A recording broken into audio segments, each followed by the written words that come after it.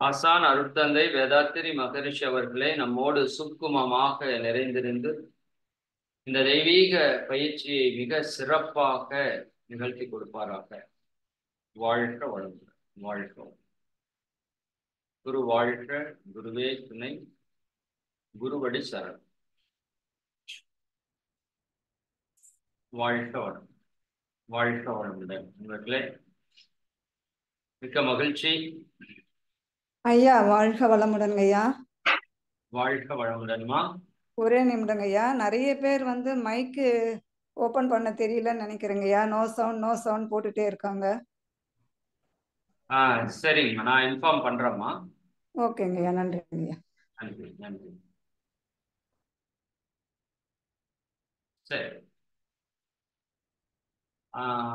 வாழ்க வளமுடன். இன்னைக்கு நம்ம முதல் நாள், அதனால உங்களுக்கு சில டவுட்ஸ் எல்லாம் கண்டிப்பா வரும். சரிங்களா? அது எல்லாத்துக்குமான ஒரு தீர்வாக இந்த வகுப்பும் இருக்கும். சரிங்களா? அதனால இந்த வகுப்புல நமக்கு ஏதாவது கிடைக்காம போயிருமோ அப்படின்னு எதையும் நினைக்க வேண்டாம். இரண்டாவது, இந்த வகுப்புகள் எல்லாமே நமக்கு யூடியூப்ல அன்னன்னைக்கே யூடியூப்ல அப்லோட் ஆயிரும். அதனால இப்போ ஒரு 500 பேர் ஜூம்ல இணைஞ்சிருக்கீங்க. யூடியூப்ல ஒரு 1000 பேர் இணைஞ்சிருப்பீங்கன்னு நினைக்கிறேன் நான். அதனால எல்லாருக்குமே நிச்சயமா இந்த வகுப்பு உங்களுக்கு சேரும். அதனால உங்களுக்கு தெரிந்த நண்பர்கள் யாராவது கிடைக்கலன்னு சொன்னா கூட அவங்களுக்கு நீங்க இந்த வீடியோ கண்டிப்பா உங்களுக்கு கிடைச்சிரும் அப்படிங்கிற ஒரு நம்பிக்கையை கொடுங்க. சரி, ரொம்ப சந்தோஷம். அதுல ஜூம்ல ஒரு சிலருக்கு சவுண்ட் வரல அப்படின்னா அந்த சவுண்டு வர்றதுக்கு என்ன பண்ணணும் அப்படிங்கிறத நாம் ஒரு வீடியோ பண்ணி வேணா மக்கள் எல்லாருக்குமே அனுப்புவோம். அதனால எல்லாம் ரிலாக்ஸா பொறுமையா இருங்க.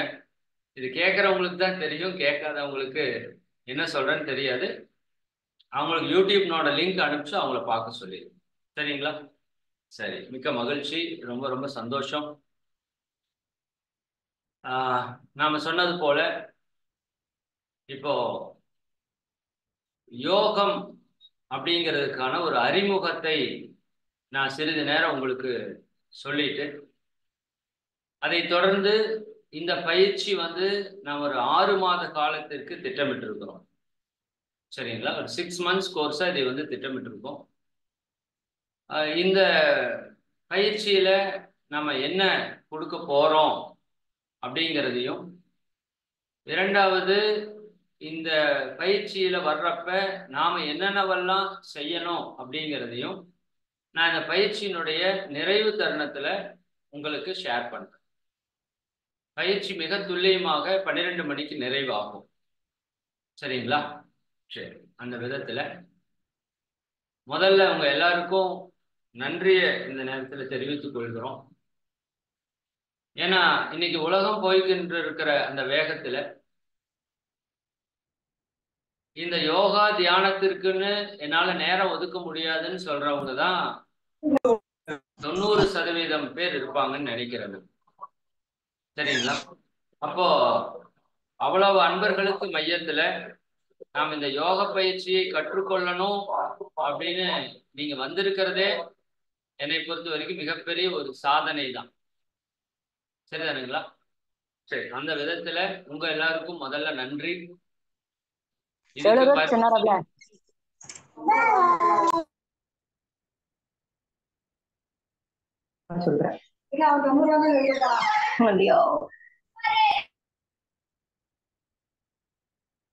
மன்னிக்கணும். சரி, இதற்கு பர்மிஷன் கொடுத்த உங்க குடும்ப உறுப்பினர்களுக்கு ஒரு மிகப்பெரிய நன்றி.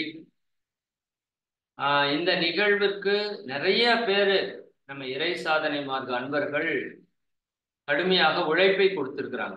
நேற்றுக்கு உழைப்பாளர் தினம் இல்லையா? அப்போ கடுமையான உழைப்பை கொடுத்திருக்கிறாங்க. அவங்களுக்கும் இந்த நேரத்தில் ஒரு மிகப்பெரிய நன்றியை நம்ம தெரிவித்துக் கொள்ள கடமைப்பட்டிருக்கிறோம்.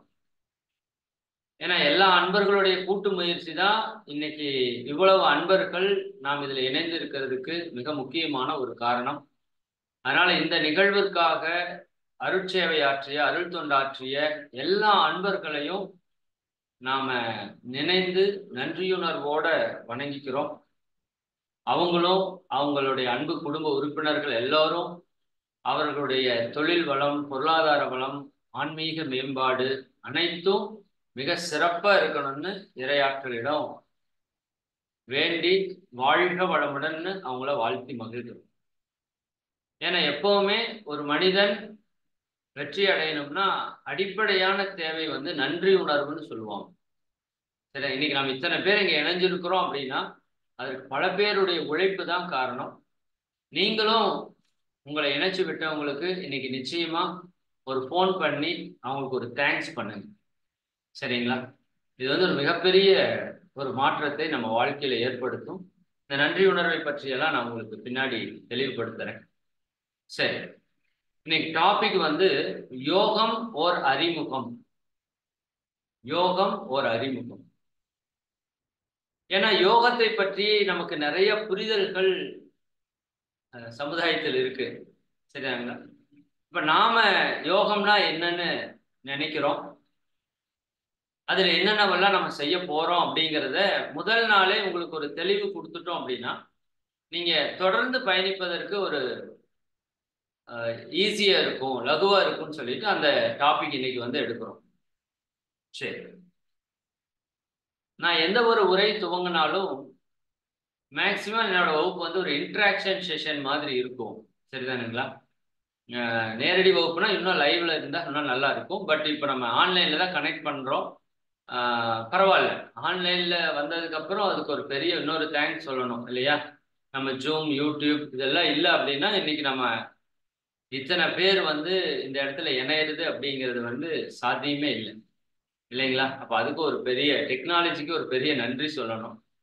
சரி, அப்ப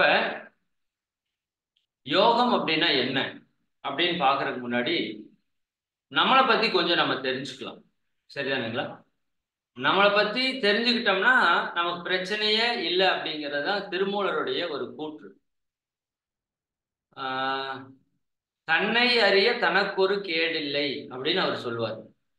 எல்லா மகான்களும் அதான் சொல்றாங்க, தன்னை அறிய தனக்கு ஒரு கேடு இல்லை. நமக்கு எந்த துன்பம் வராம இருக்கிறதுக்கு என்ன பண்ணணுமாமா? நம்மை அறிந்து கொள்ளணும். தன்னை அறியாமல் தானே கெடுகின்றார் அப்படின்னு சொல்லுவாங்க. நம்மளை பற்றி நம்ம தெரியாதனால நாமளே நம்ம கண்ணை குத்தி கொள்கிறோம். சரிதாங்க? நாமளே நமக்கு ஆப்பு வச்சுக்கிறோம் அப்படின்னு சொல்றாங்களா, அந்த மாதிரி தான். சரி, மகிழ்ச்சி. அப்போ முதல்ல நம்மளை பற்றி தெரிஞ்சுக்குவோம். இப்ப நான் உங்ககிட்ட வந்து நேரடியா பேசுற மாதிரி, இப்ப நீங்க ஆயிரக்கணக்கான பேர் உள்ள இருந்தாலும் நான் உங்க கூட நேரடியா பேசுற மாதிரி நீங்க எடுத்துக்கிட்டு ஒன்னா வாய் விட்டு பதில் சொல்லுங்க. நானும் இப்போ வந்து ஒரு கேமராக்கு முன்னாடி உட்காந்து தனியா தான் பேசிட்டு இருக்கேன் என்னோட வீட்டுல. சரிதானா? நீங்களும் அப்படிதான் உட்காந்து கேட்டுட்டு இருக்கீங்க. பட் நான் உங்க ஆயிரக்கணக்கான பேரோட கனெக்ட் ஆயிருக்குங்கிற உணர்வோட பேசிட்டு இருக்கேன். நீங்களும் அப்படிதான் என் கூட கனெக்ட் ஆயிருக்கீங்க. அதனால நான் கேட்குற கேள்விக்கு பதில் தெரிஞ்சா வாயில சொல்றனாலும் சொல்லுங்க. பக்கத்தால் இருக்கிறவங்க ஏதாவது தப்பா நினைச்சுக்கோங்கன்னா மனசுக்குள்ளேயே சொல்லிக்கோங்க. சரியா? சரி, நாமெல்லாம் யாருங்க? நிறைய பேருக்கு டவுட் ஆயிடும் இல்லையா? சரி, கொஞ்சம் ஃப்ரீயா கேஷுவலா உட்காந்துக்கோங்க. சரிதானுங்களா? நல்லா ஜாலியா ரிலாக்ஸா உட்காருங்க. படுத்து மட்டும் கேட்கக்கூடாது. சரிதானுங்களா? இது ஒரு யோகா, ஒரு தியானம், ஒரு ஆன்மீகம், ஒரு இறைவனை பற்றிய ஒரு சிந்தனை. சரிதானுங்களா? ஒரு தெய்வீகத்துக்கான ஒரு செயலை நாம் இப்போ செய்துட்டு இருக்கிறோம். அதனால அதுக்கு ஒரு மதிப்பு கொடுக்கணும். அதனால கொஞ்சம் அமர்ந்து நீங்க இந்த விஷயத்த கேட்டீங்கன்னா ரொம்ப சிறப்பா இருக்கும். சரி, ரொம்ப முடியாதவங்க படுத்துட்டு கேட்டா தப்பு இல்லை. சரியா? ரிலாக்ஸா உட்காந்துக்குங்க. அதுக்குன்னு ஸ்டிஃபா இப்படி உட்காந்து நான் யோகா பயிற்சி செய்யறேன்னு உட்கார வேண்டாம். அது தியானத்துக்கு வரப்போ உட்காந்துக்கலாம். இப்போ வரைக்கும் ரிலாக்ஸா இருங்க. இன்னைக்கு ஜஸ்ட் ஒரு இன்ட்ரோடக்ஷன் தான், but very very important session. அது ரொம்ப மாற்று கருத்து இல்லை. இன்ட்ரோடக்ஷன் அப்படிங்கிறது வந்து எப்படி சொல்றது, அந்த ஹோல் ப்ராக்டிஸையும் நீங்க வந்து எப்படி கொண்டு போறீங்க, எப்படி பண்ண போறீங்க அப்படிங்கிறதுக்கான ஒரு ஸ்ட்ராங்கான ஒரு அஸ்திவாரம்னு வச்சுக்கோங்களேன், ஒரு ஃபவுண்டேஷன் வச்சுக்கோங்க. உங்க வீட்டில் ஒரு ஃபவுண்டேஷன் போட்டா எப்படி போடுவீங்க? ஸ்ட்ராங்கா போடுவீங்க. எவ்வளோ பில்டிங் போகணுமோ அதுக்கு தகுந்த மாதிரி ஸ்ட்ராங்கா. அது மாதிரி இந்த ஒரு 4-5 நாட்களுக்கு நான் கொடுக்குற உரை வந்து ஃபவுண்டேஷன். சரிங்களா? அந்த ஃபவுண்டேஷன் ஸ்ட்ராங்கா போட்டீங்கன்னா ஆட்டோமேட்டிக்கா அதுக்கு மேல நீங்க எப்படி வேணா பில்டிங் பண்ணலாம். சரிங்களா? ஆனா ஃபவுண்டேஷன் ஸ்ட்ராங்கா இருக்கும். அப்ப நான் இன்னைக்கு சொல்ற கருத்துல நீங்க எந்த அளவுக்கு உறுதியா இருக்கீங்களோ அதுதான் உங்களை வந்து தொடர்ந்து நம்ம கூட இணைந்து இந்த முழு பயிற்சியும் உங்களை வந்து வெற்றியடை செய்ய வைக்கும். சரி, இப்ப நாமெல்லாம் யாருங்க அப்படின்னு சொன்னா நம்ம எல்லாரும் பொதுவா என்னன்னு சொல்லுவோம், மனிதர்கள் அப்படின்னு நம்ம சொல்றோம். சரி, நம்ம எல்லாம் மனிதர்கள், ஓகே, ஒத்துக்கலாம். சரி, நமக்கு எத்தனை அறிவு இருக்கு அப்படின்னா நம்ம எல்லாரும் டக்குன்னு சொல்லிடுறோம், நமக்கு 6 அறிவு இருக்கிறது அப்படின்னு சொல்றோம். இல்லையா? நமக்கு எத்தனை அறிவு? 6 அறிவு இருக்கு. என்னென்னு கேட்டா தெரியாது. சரிதானா? தொட்டா அறிஞ்சுக்கிறது ஒரு அறிவு, தொடு அறிவு. சரிதானுங்களா? அதுக்கப்புறம் சுவை அறிவு, நாக்குல சுவையை அறிஞ்சுக்கிறோம், மூக்குல வாசனை அறிஞ்சுக்கிறோம், கண்கள்ல பார்த்து அறிஞ்சுக்கிறோம், காதுல கேட்டு அறிந்து கொள்கிறது. இதுதான் ஐயறிவு. மெய், வாய், மூக்கு, கண், காது. 6வது அறிவுன்னு ஒண்ணு இருக்கு. அதுக்கு புலன் கிடையாது. இந்த கண்ணு, காது, மூக்கு மாதிரி புலன் கிடையாது. அதுதான் மனம் என்று சொல்கிறோம். அதனோட செயல் என்ன? சிந்தனை செய்வது. சரி, 6வது அறிவோட வேலை என்ன? சிந்திப்பது, பகுத்து பார்ப்பது. சரிதானுங்களா? ஆராய்ச்சி செய்வது. இதெல்லாம் 6வது அறிவோட வேலை. இப்ப நம்ம 6 அறிவு கொண்ட மனிதர்கள். சரிங்களா? சரி, அடுத்த என்னுடைய கேள்வி, நாம எப்படி வாழலாம்னு ஆசைப்படுறோம்? எல்லாருக்கும் ஒரே பதில் தான், சந்தோஷமா இருக்கணும், மகிழ்ச்சியா இருக்கணும், ஹாப்பியா இருக்கணும். சரி, 4 பேருக்கு நல்லது செய்யற மாதிரி இருக்கணும், ஒரு ரோல் மாடலா இருக்கணும். இப்படி எல்லாம் நிறைய பதில் உங்கள்கிட்ட இருந்து வரும். சிலர் ஆரோக்கியமா இருக்கணும்னு சொல்லுவாங்க, சிலர் மன அமைதியா இருக்கணும்னு சொல்லுவாங்க. சரி, இது எல்லாத்தினுடைய மொத்த சாரமும் எல்லாருமே சந்தோஷமா இருக்கிறதுக்கு விரும்புறோம். இல்லையா? மாற்று கருத்து இருக்கா? கிடையவே கிடையாது.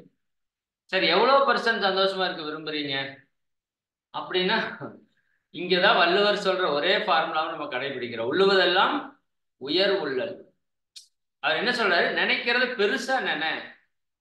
ஏதோ ஒரு படத்துல கூட வடிவேல் சொல்லுவாரு, யாருகிட்ட கேட்கிற, அண்ணன் கிட்ட தானே கேட்கிற, கேளு கேளுன்னு சொல்லுவார்ல. அந்த மாதிரி நீங்க நிறைய கேட்கலாம், ஒன்றும் தப்பு கிடையாது. சரிதானா? அப்ப எவ்வளவு % சந்தோஷமா இருக்க விரும்புவோம் அப்படின்னா 100% சந்தோஷமா இருக்கிறதுக்கு நம்ம எல்லாருமே விரும்புறோம். மாற்று கருத்து இருக்கா? ஒரு கஷ்டம் கூட வரக்கூடாது சார், அப்படிதான் எல்லாருமே நினைக்கிறோம். அது சின்ன குழந்தைகிட்ட கேட்டாலும் அதே பதில் தான் இருக்கும். ஒரு மிடில் மேன்ட்டு கேட்டீங்கனாலும் அதே பதில் தான் இருக்கும். ஒரு வயது முதியவர்கிட்ட போய் கேட்டீங்கனாலும் அதே பதில் தான், சந்தோஷமா இருக்கும். சரி, அப்ப நம்ம மனிதர்கள், நமக்கு 6 அறிவு, நமக்கு சந்தோஷமா இருக்கிறதுக்கு 100% சந்தோஷமா இருக்கிறதுக்கு விருப்பம். சரியா? இது ஒரு லைன் அப்படியே மனதில் வைத்துக் கொள்ளும். சரி, இந்த ஆடு மாடு நாயெல்லாம் இருக்குல்ல, விலங்குகள்னு சொல்றோம். நம்ம மனிதர்கள், அவங்க விலங்குகள். நமக்கு 6 அறிவு இருக்கு, அவங்களுக்கு 5 அறிவு தான் இருக்கு. அவங்களுக்கு 5 அறிவு தானே, அவங்களுக்கு சிந்திக்கிற அறிவு கிடையாது. ஒரு ஒரு ஒரு லிமிட் வரைக்கும் இருக்கும், அதுக்கு மேல சிந்திக்கிற அறிவு இருக்காது. அதனால அந்த முழு அறிவு இல்லாததுனால அதுக்கு 5 அறிவுன்னு சொல்றோம். சரி, அந்த 5 அறிவு உயிர்கள் எல்லாம் எப்படி வாழ்றதுக்கு ஆசைப்படும்? சும்மா ஒரு இமேஜின்ல திங்க் பண்ணுங்க. நான் போய் கேட்க முடியாது, நீங்க எப்படி வாழ்றதுக்கு ஆசைப்படுறீங்கன்னு. அது சொன்னாலும் நமக்கு புரியாது, கடிச்சு வச்சிடும் அப்புறம். சரி, அவங்கள எப்படி வாழலாம்னு ஆசைப்படுவாங்கன்னு நினைக்கிறோம். எல்லா உயிருமே அமைதியா, நிம்மதியா, சந்தோஷமா இருக்குன்னு தான் விரும்பும். எந்த உயிருமே கஷ்டப்படுறதுக்கு விரும்பாது. இல்லையா? உண்மைதானே? எல்லா உயிரும் கஷ்டப்படுறதுக்கு விரும்பாது. அப்ப அவங்களும் சந்தோஷமா இருக்க விரும்புறாங்க, நாமளும் சந்தோஷமா இருக்க விரும்புறோம். இவ்வளவுதான் காமன். ஓகேவா?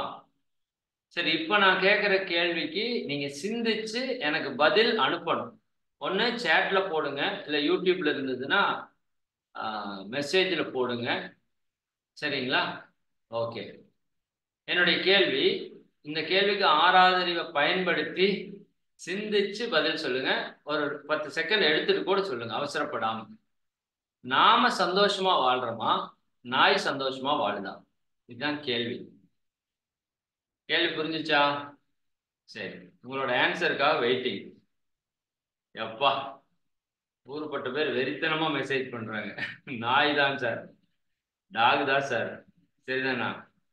நன்றி நன்றி, பரவாயில்ல. சரிதானே? எல்லாருமே நாய்க்கு ஓட்டு போட்டீங்க. சரிதானே? அப்ப நாய் தான் வின்னர். சரி, மாற்று கருத்தே இல்லை. யாரோ ஒருத்தர் மேனன் போட்டிருக்காரு. சரியாங்களா? அந்த நூற்றுக்கணக்கான மெசேஜ்ல ஒன்னே ஒண்ணுதான் மனுஷன். 99 வந்து நாய் தான். அப்ப மெஜாரிட்டி தான் சக்சஸ் இல்லையா?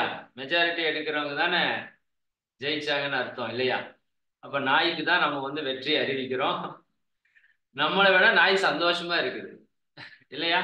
எல்லாரும் அக்செப்ட் பண்ணிக்கிறோம். மாற்று கருத்து இருக்கா? கிடையாது. சரி சரி, நான் உங்ககிட்ட என்ன கேள்வி கேட்கிறேன்னா,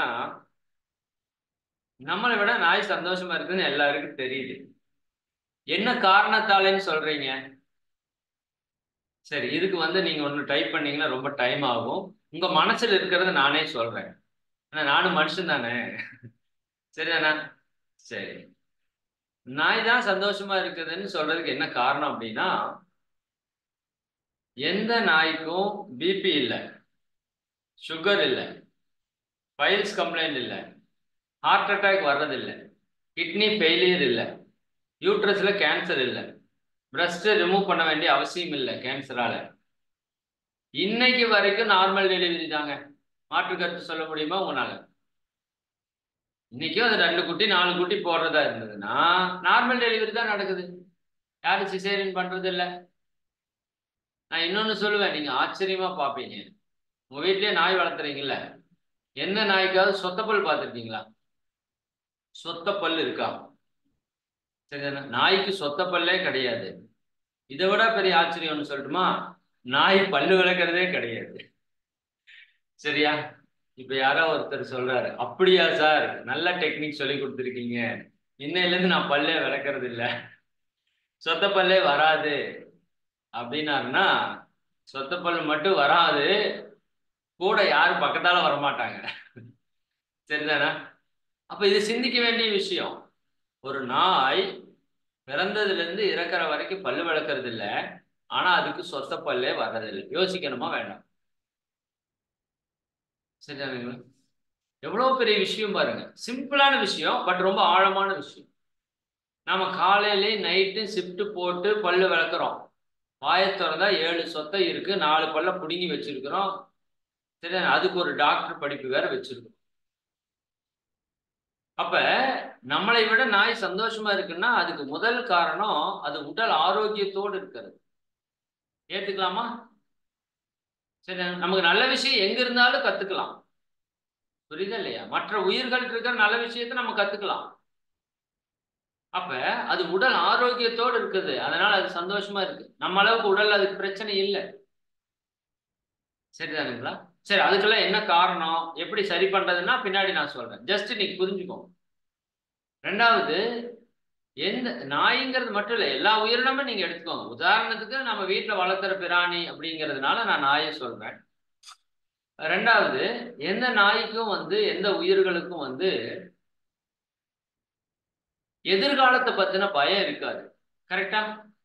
நாளைக்கு என்ன ஆகுமோ, நாளானைக்கு என்ன ஆகுமோ, என்ன நடக்குமோ என்னோட வாழ்க்கையில, என் குழந்தைக்கு என்ன ஆகுமோ, பொருளாதாரத்துல என்ன நடக்குமோ, இந்த பயம் கிடையாது. கடந்த காலத்தை நினைச்ச கவலையும் கிடையாது. நாம தான் அன்னைக்கு அப்படி ஆயிடுச்சு, இன்னைக்கு இப்படி ஆயிடுச்சு, அன்னைக்கெல்லாம் நடந்திருந்தா நான் எப்படியோ இருந்திருப்பேன், என்னோட வாழ்க்கையே மொத்தமா போச்சு. அதெல்லாம் எத்தனையோ வருஷத்துக்கு முன்னாடி நடந்தத இப்போ நம்ம நினைச்சு என்ன பண்ணிட்டே இருக்கிறோம், கஷ்டப்பட்டே இருக்கிறோம். சரியா? அப்ப அதுக்கு எதிர்காலத்தை பத்தின பயம் கிடையாது, கடந்த காலத்தை பத்தின கவலை கிடையாது. சரிதானுங்களா? தேவையில்லாம கோபப்படாது. சரிங்களா? தேவையில்லாம வெறுக்காது, வஞ்சம் வச்சுக்காது, பேராசை இருக்காது. பேராசை இருக்காதுன்னா உங்களால எப்படி நம்ப முடியுதா? அதாவது ரொம்ப சிம்பிளா சொல்ற பாருங்க. மனுஷனுக்கும் மற்ற உயிர்களுக்கும் இருக்கிற ஒரு சின்ன வித்தியாசத்தை, இப்போ நமக்கு வந்து ஒரு 4 பாக்கெட் பிரியாணி நம்ம கிட்ட கொடுக்குறாங்கன்னு வச்சுக்கோங்க. தனி ரூம்ல 4 பாக்கெட் பிரியாணி கொண்டாந்து வச்சு லாக் பண்ணிட்டாங்க. நீங்க வேணுங்கிறத சாப்பிட்டுக்கலான்னு சொல்றாங்க. நாம என்ன பண்ணுவோம்? உண்மையா சொல்லுங்க, என்ன பண்ணுவோம்? எடுத்து அடிச்சு கட்டுவோம் இல்லையா? ஒரு பிரியாணி தான் நம்மளால சாப்பிட முடியும், வயிறு நிரம்பி இருக்கும். ஆனா விட்டுருவோமா? விட மாட்டோம். 2வது பிரியாணி அடிப்போம். முதல் பிரியாணி சாப்பிட்டப்போ சந்தோஷமா இருக்கும், ரெண்டாவது பிரியாணி சாப்பிட்டப்போ அது துக்கமா மாறும். உண்மையா? கஷ்டமா மாறும். அப்புறம் மூணாவது நாலாவது பிரியாணி இருக்கு பாத்தீங்களா, அதையும் அங்க விட்டுட்டு போக மாட்டோம், எடுத்துட்டு போயிடும் வீட்டுக்கு. எடுத்துட்டு போய் ஃப்ரிட்ஜில் வச்சு அடுத்த நாள் எடுத்து சூடு பண்ணி அதை அடுத்த நாளும் சாப்பிடும். அப்புறம் உடம்புல நோய் வருமா வராதா? கன்ஃபார்மா வரும், கன்ஃபார்மா வரும். இதே ஒரு நாய்க்கு ஒரு 4 பாக்கெட் பிரியாணி வச்சிருங்க, என்ன பண்ணும் அது? அதுக்கு எவ்வளோ பசி இருக்குதோ அவ்வளோ மட்டும் சாப்பிடும், அதுக்கு மேல ஒரு பருக்க கூட சாப்பிடும். உண்மையான்னு பாரு. சரிங்களா? அவ்வளவுதான் சாப்பிடும், சாப்பிட்டுட்டு போயிடும். சரி, மறுபடியும் எப்ப சார் வந்து சாப்பிட்றதுக்கு வரும்? நீங்க 3 பாக்கெட் வச்சிருந்தாலும் சரி, 30 பாக்கெட் வச்சாலும் சரி, மறுபடியும் எப்ப அது சாப்பிட்றதுக்கு வரும் சொல்லுங்க பார்க்கலாம். உங்க எல்லாருக்குமே விடை தெரியும், பசிச்சாதான் வரும். நல்லா புரிஞ்சுக்கோங்க. நான் வந்து ஒரு இன்ட்ரோ கொடுக்குறேன்னு நினைக்க வேண்டாம், இதுக்குள்ளேயே 1000 அர்த்தமுள்ள கருத்துக்களை மகான்கள் சொல்லியிருக்கிறாங்க. ஒரு சாதாரணமா உயிர் வாழ்றக்கூடிய ஒரு நாய், 5 அறிவு உயிரினத்திற்கு, நாய்க்கு மட்டும் இல்ல, ஆடு மாடு கோழி எது வேணா எடுத்துக்கங்க, ஒரு பெரிய அறிவு இருக்கு. பசிச்சாதான் சாப்பிடணுங்கிற ஒரு அறிவு இருக்கு. திருக்குறள்ல மருந்துங்கிற அதிகாரத்துல வள்ளுவர் எழுதுறாரு, துய்க்க துவர பசித்து அப்படின்னு சொல்றாரு. மருந்தென வேண்டாவாம் யாக்கைக்கு அருந்தியது அற்றது போற்றி உனின் ஒரு குறள். இந்த உடம்புக்கு மருந்து வேண்டான்னு சொல்றாரு. மருந்துங்கிற அதிகாரத்துல இந்த யாக்கை என்று சொல்லக்கூடிய உடலுக்கு மருந்தே வேண்டாம். எப்படி, எப்ப வேண்டாம்? நீ அருந்தியது, நீ சாப்பிட்டது உன் உடலிலே முழுமையாக ஜீரணித்து கழிவாக வெளியே சென்று விட்டு அதன் பின்பு நீ பசித்து உணவை உண்டால் உன்னுடைய உடலுக்கு மருந்தே தேவையில்லைங்க. இது நமக்கு வந்து வள்ளுவர் வந்து எஜுகேட் பண்ண வேண்டியதா இருக்கு. தவறு சொல்லல, எல்லா உயிர்களுக்கும் இயல்பிலேயே இருக்கு. இன்னும் ஒரு படி பாருங்க, உடம்பு சரியில்லைன்னா நாய் சாப்பிடாது. கவனிச்சிருக்கீங்களா? நீங்க பிரியாணி இல்ல சிக்கன் மட்டனே வச்சாலும் அதுக்கு உடம்பு சரியில்லைன்னு ஃபீல் ஆச்சுன்னா சாப்பிடாது, பட்டினி கிடக்கும். மாறாக போய் இந்த ஏதாவது அருகம்புல் இந்த மாதிரி ஏதாவது வேர்களை கீது கடிச்சிட்டு கிடந்து வாமிட் எடுக்கும். உடம்பு சரியானதுக்கு அப்புறம் தான் சாப்பிடும். இந்த உயிர்களுக்கெல்லாம் அறிவு கம்மின்னு நம்ம பேசுறோம், சரிதானுங்களா? அப்ப நான் என்ன சொல்ல வரேன்னா, மற்ற உயிர்கள் மன ரீதியாக ஆரோக்கியமா இருக்கு. உடல் ஆரோக்கியம் மட்டுமல்ல, மன ரீதியாகவும் ஆரோக்கியமா இருக்கு. ஒரு பேராசை இல்லை, ஒரு பொறாமை இல்லை, ஒரு வஞ்சம் இல்லை, ஒரு வெறுப்பு இல்லை. இன்னும் ஒருபடி மேல போய் சொல்லணும்னா முறையற்ற பால் கவர்ச்சி கூட அதுகிட்ட கிடையாது. சரிதானுங்களா? சரி, இதை பத்தி எல்லாம் நிறைய நம்ம பார்ப்போம். அப்ப உடல் ஆரோக்கியமா இருக்குது, மனசு அமைதியா இருக்குது. இன்னும் என்ன காரணம்? எந்த நாய்க்கும் குடும்பம் இல்லை. உண்மையா இல்லையா? ஹஸ்பண்ட் நாய் வரும், ஒய்ஃப் நாய் வரும், குழந்தை நாய் வரும், அம்மா அப்பா நாய் வரும், மாமனார் மாமியார் நாய் வரும். இப்படி எல்லாம் எந்த நாய்க்கும் கமிட்மெண்ட் எல்லாம் இல்லை. பையனை படிக்க வைக்கணும், வீட்டுக்கு தேவையானது பண்ணி கொடுக்கணும், புரியுதா இல்லைங்களா? இந்த சொசைட்டில ஒரு பேரும் புகழோட வாழணும். சரி, அப்படியெல்லாம் எந்த கமிட்மெண்ட்டும் அதுக்கு கிடையாது. அது பிறக்குது, வாழுது, இனப்பெருக்கம் தேவைன்னா பண்ணிக்குது, கொஞ்ச நாள் குட்டியை வளர்த்துது, அப்புறம் துரத்தி விட்டுருது, அது பாட்டுக்கு அது போய் வாழுது. இது நடந்துட்டே இருக்கு. பெரிய பற்று கிடையாது. சரிதானுங்களா? அப்ப இது மாதிரி பல விஷயங்கள் இருக்கு. நாம அந்த உயிரினத்துக்கு நம்மளையும் கம்பேர் பண்றோம். நம்ம 2 விஷயத்தை அடிப்படையா எடுக்கணும், ஒண்ணு உடல், இன்னொன்னு மனம். சரிங்களா? சரி, இப்ப நாய்க்கு எல்லாரும் ஓட்டு போட்டு வின் பண்ண வச்சுட்டீங்க. சரி, இப்ப நம்ம பக்கம் வருவோம். புரிஞ்சிருச்சுல உங்களுக்கு? நான் இது இந்த இடத்துல ஒண்ணு முக்கியமா ஒரு பாயிண்ட் உங்களுக்கு சொல்றேன், இது நல்லா ஆழமா மனசுல பதிய வச்சுக்கோங்க. இறை ஆற்றல் ஓரறிவு தாவரத்தை உருவாக்குது, சரியா? இல்லாட்டி தானே உருவாகுது, இல்லாட்டி இறை ஆற்றல் உருவாக்குது. நீங்க எப்படி வேணா வச்சுக்கோங்க. தாவரங்களை இறைவன் தோற்றுவிக்கிறான்னு வச்சுக்கோங்க. தாவரத்துக்கு தொட்டா சந்தோஷம். தாவரத்திலிருந்து 2 அறிவு புழு உருவாகுது. பச்சை பயிர் டப்பால போட்டீங்கன்னா புழு பிடிக்குது இல்ல, தாவரத்திலிருந்து புழு உருவாகுது. புழுவுக்கு தொட்டாலும் சந்தோஷம், சாப்பிட்டாலும் சந்தோஷம், 2 சந்தோஷம். 2 அறிவுல 2 சந்தோஷம். பூச்சி அடுத்தது வருது, அதற்கு நுகர்ந்தாலும் சந்தோஷம், 3 சந்தோஷம். அப்புறம் ஊர்வன பாம்பு இனங்கள் போன்ற ஊர்வன இனங்கள் வருது, அது கண்ணு வந்துருச்சு, பார்த்தாலும் சந்தோஷம். அதற்கு அடுத்தது காது வந்துருச்சு, 5 அறிவு விலங்குகளுக்கு, கேட்டாலும் சந்தோஷம். அப்ப விலங்குகளுக்கு தொட்டாலும் சந்தோஷம், சாப்பிட்டாலும் சந்தோஷம், நுகர்ந்தாலும் சந்தோஷம், பார்த்தாலும் சந்தோஷம், கேட்டாலும் சந்தோஷம். 5 சந்தோஷம். மனுஷனுக்கு 6 அறிவு. இப்ப நமக்கு எத்தனை சந்தோஷம் இருக்கணும்? 6 சந்தோஷம் இருக்கணும். சந்தோஷம் 1 அறிவு, 2 அறிவு, 3 அறிவு, 4 அறிவு, 5 அறிவு, 6 அறிவுங்கிறப்ப ஏறிட்டு தானே போகணும். சரிதானா? நம்ம என்ன பண்ணிட்டோம்னா, எப்படி அந்த சந்தோஷத்தை அனுபவிக்கணும்னு தெரியாதனால தப்பா ரூட் பண்ணிட்டோம். அதனால அது யூட்டன் போட்டு கீழே வந்துருச்சு. நம்ம தொட்டாலும் குற்றம், கஷ்டம், சாப்பிட்டாலும் கஷ்டம், ஸ்மெல் பண்ணாலும் கஷ்டம், பார்த்தாலும் கஷ்டம், கேட்டாலும் கஷ்டம். அந்த அளவுக்கு இன்னைக்கு நம்ம லைஃப்ல கஷ்டமோ கஷ்டம். ஆனா இறைவன் உங்களையும் என்னையும் படைச்சது கஷ்டப்படுறதுக்கு அல்ல. இத மட்டும் நீங்க புரிஞ்சுக்கணும். அவையார் என்ன சொல்றாங்க? அரிது அரிது மானிடராய் பிறத்தல் அரிதுன்னு சொல்றாங்க. இன்னைக்கு நம்ம எடுத்திருக்கிற ஒரு பிறப்பு இருக்கு இல்லைங்களா, இது கிடைத்தற்கரிய பிறப்பு, கிடைத்தற்கரிய பிறப்பு. பெரும் பேறு பெற்றவங்க தான் மனித பிறவி எடுக்க முடியும். சிவபுராணத்துல சொல்றாருல்ல, புல்லாய் பூடாய் புழுவாய் மரமாய் பேயாய் கணங்களாய் பல்விருகமாகி பாம்பாய் முனிவராய், இப்படி நிறைய சொல்றாரு. இத்தாவர சங்கமத்துள் எல்லா பிறப்பும் பிறந்திழைத்தேன் எம்பெருமான் அப்படின்னு சொல்லு. பல்வேறு பிறவியை நான் பிறந்து இழைத்தேன். அதுல மிக உயர்ந்த பிறவி எதுங்க? மனித பிறவி. நீங்களும் நானும் வாழ்ந்துட்டு இருக்கிற அந்த புண்ணிய பிறப்புல இருக்கிறோம். ஆனா அந்த உயர்ந்த பிறவியுடைய நோக்கம் அது எப்படி அனுபவிக்கணும்னு தெரியாதனால இந்த மனித வாழ்க்கையை நம்ம துன்பமா வாழ்ந்துட்டு இருக்கோம். ஆக்சுவலா மனித வாழ்க்கை துன்பப்படுவதற்கு அல்ல, 100% சந்தோஷமா இருக்கிறதுக்கான வாழ்க்கை மனித வாழ்க்கை. ஆனா அது எப்படி வாழணும்னு தெரியாததுனால இன்னைக்கு நம்ம கஷ்டப்படுறோம், அவ்வளவுதான். அப்ப இந்த யோகம் அப்படிங்கிறது என்னன்னா ஒரு மேனுவல். நீங்க ஒரு கிரைண்டர் வாங்கினீங்கன்னா ஒரு புக்கு கொடுக்குறான், அயன் பாக்ஸ் வாங்கினா ஒரு புக்கு கொடுக்குறான், செல்போன் வாங்கினா ஒரு புக்கு கொடுக்குறான். என்ன அதுல இருக்குது? இதை நீங்க எப்படி பயன்படுத்தணும், எப்படி பயன்படுத்த கூடாது, இந்த மாதிரி எல்லாம் பயன்படுத்தினீங்கன்னா இது லைஃப் லாங்கா இருக்கும், இந்த மாதிரி பயன்படுத்தினீங்கன்னா அது வீணா போயிடும் கொடுக்குறானா? இப்படி அந்த புக்கில் இருக்கிற மாதிரி அந்த பொருளை பயன்படுத்தினீங்கன்னா அந்த பொருள் எப்படி இருக்கும்? நல்லா இருக்கும். சரிதானுங்களா? இல்ல கசமுசான்னு பயன்படுத்தினீங்கன்னா கேட்டு போயிடும். அது மாதிரி மனித வாழ்க்கையை எப்படி வாழணும் அப்படிங்கிறதுக்கு ஒரு மேனுவல் இருக்கு, ஒரு புக் இருக்கு. அது ஹிந்து தர்மத்துல பகவத்கீதை மகாபாரதம்னு சொல்றாங்க.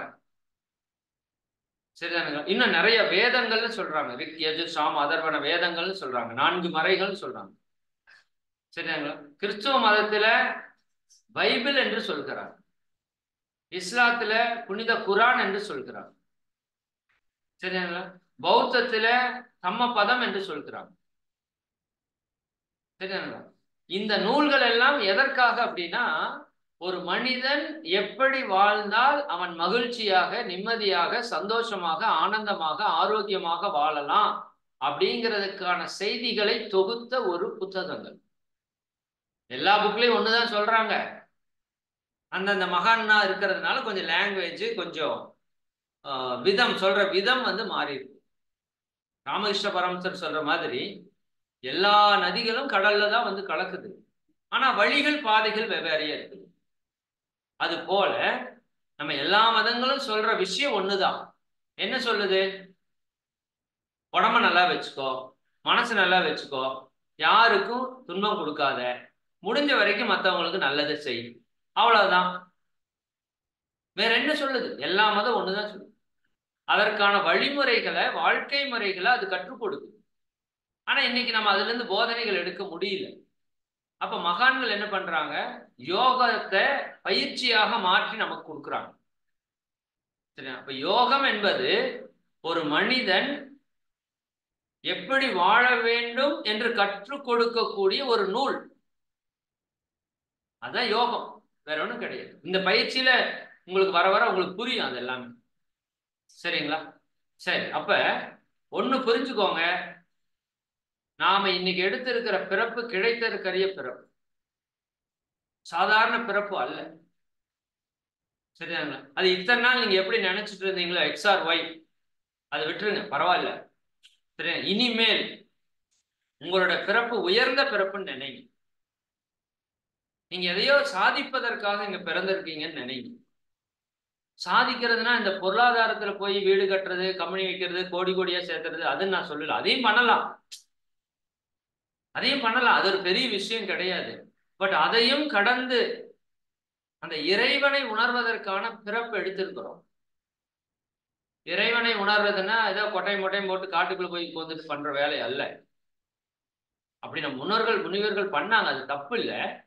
பட் நம்ம எல்லாரும் அப்படி பண்ண வேண்டாம், அதுக்கு தேவையும் இல்லை. இறைநிலைனா ஒரு பேரின்பம், ஒரு பேரானந்தம், சரியா, ஒரு பேர் அமைதி, ஒரு மிகப்பெரிய நிம்மதி உணர்வு. சரிங்களா? அந்த ஆனந்த நிலையை அடையிறதுக்கு தான் நம்ம பிறந்திருக்கிறோம், சாதாரணமாக கிடையாது. சரிங்களா? நீங்க இந்த 5 புலன்கள்ல உணர்ற இன்பம் சிற்றின்பம். இப்ப இட்லி சாப்பிடலாம், 4 இட்லி சாப்பிடலாம், இன்பமா இருக்கும். 5வது இட்லி துன்பமா மாறிடும். புரியுதா? நீங்களா டிவி பார்க்கலாம், 4 மணி நேரம் பார்க்கலாம், 10 மணி நேரம் பார்த்தீங்கன்னா துன்பமா மாறிடும். எந்த இன்பம் எல்லாம் துன்பமா மாறுதோ அதெல்லாம் சிற்றின்பம்.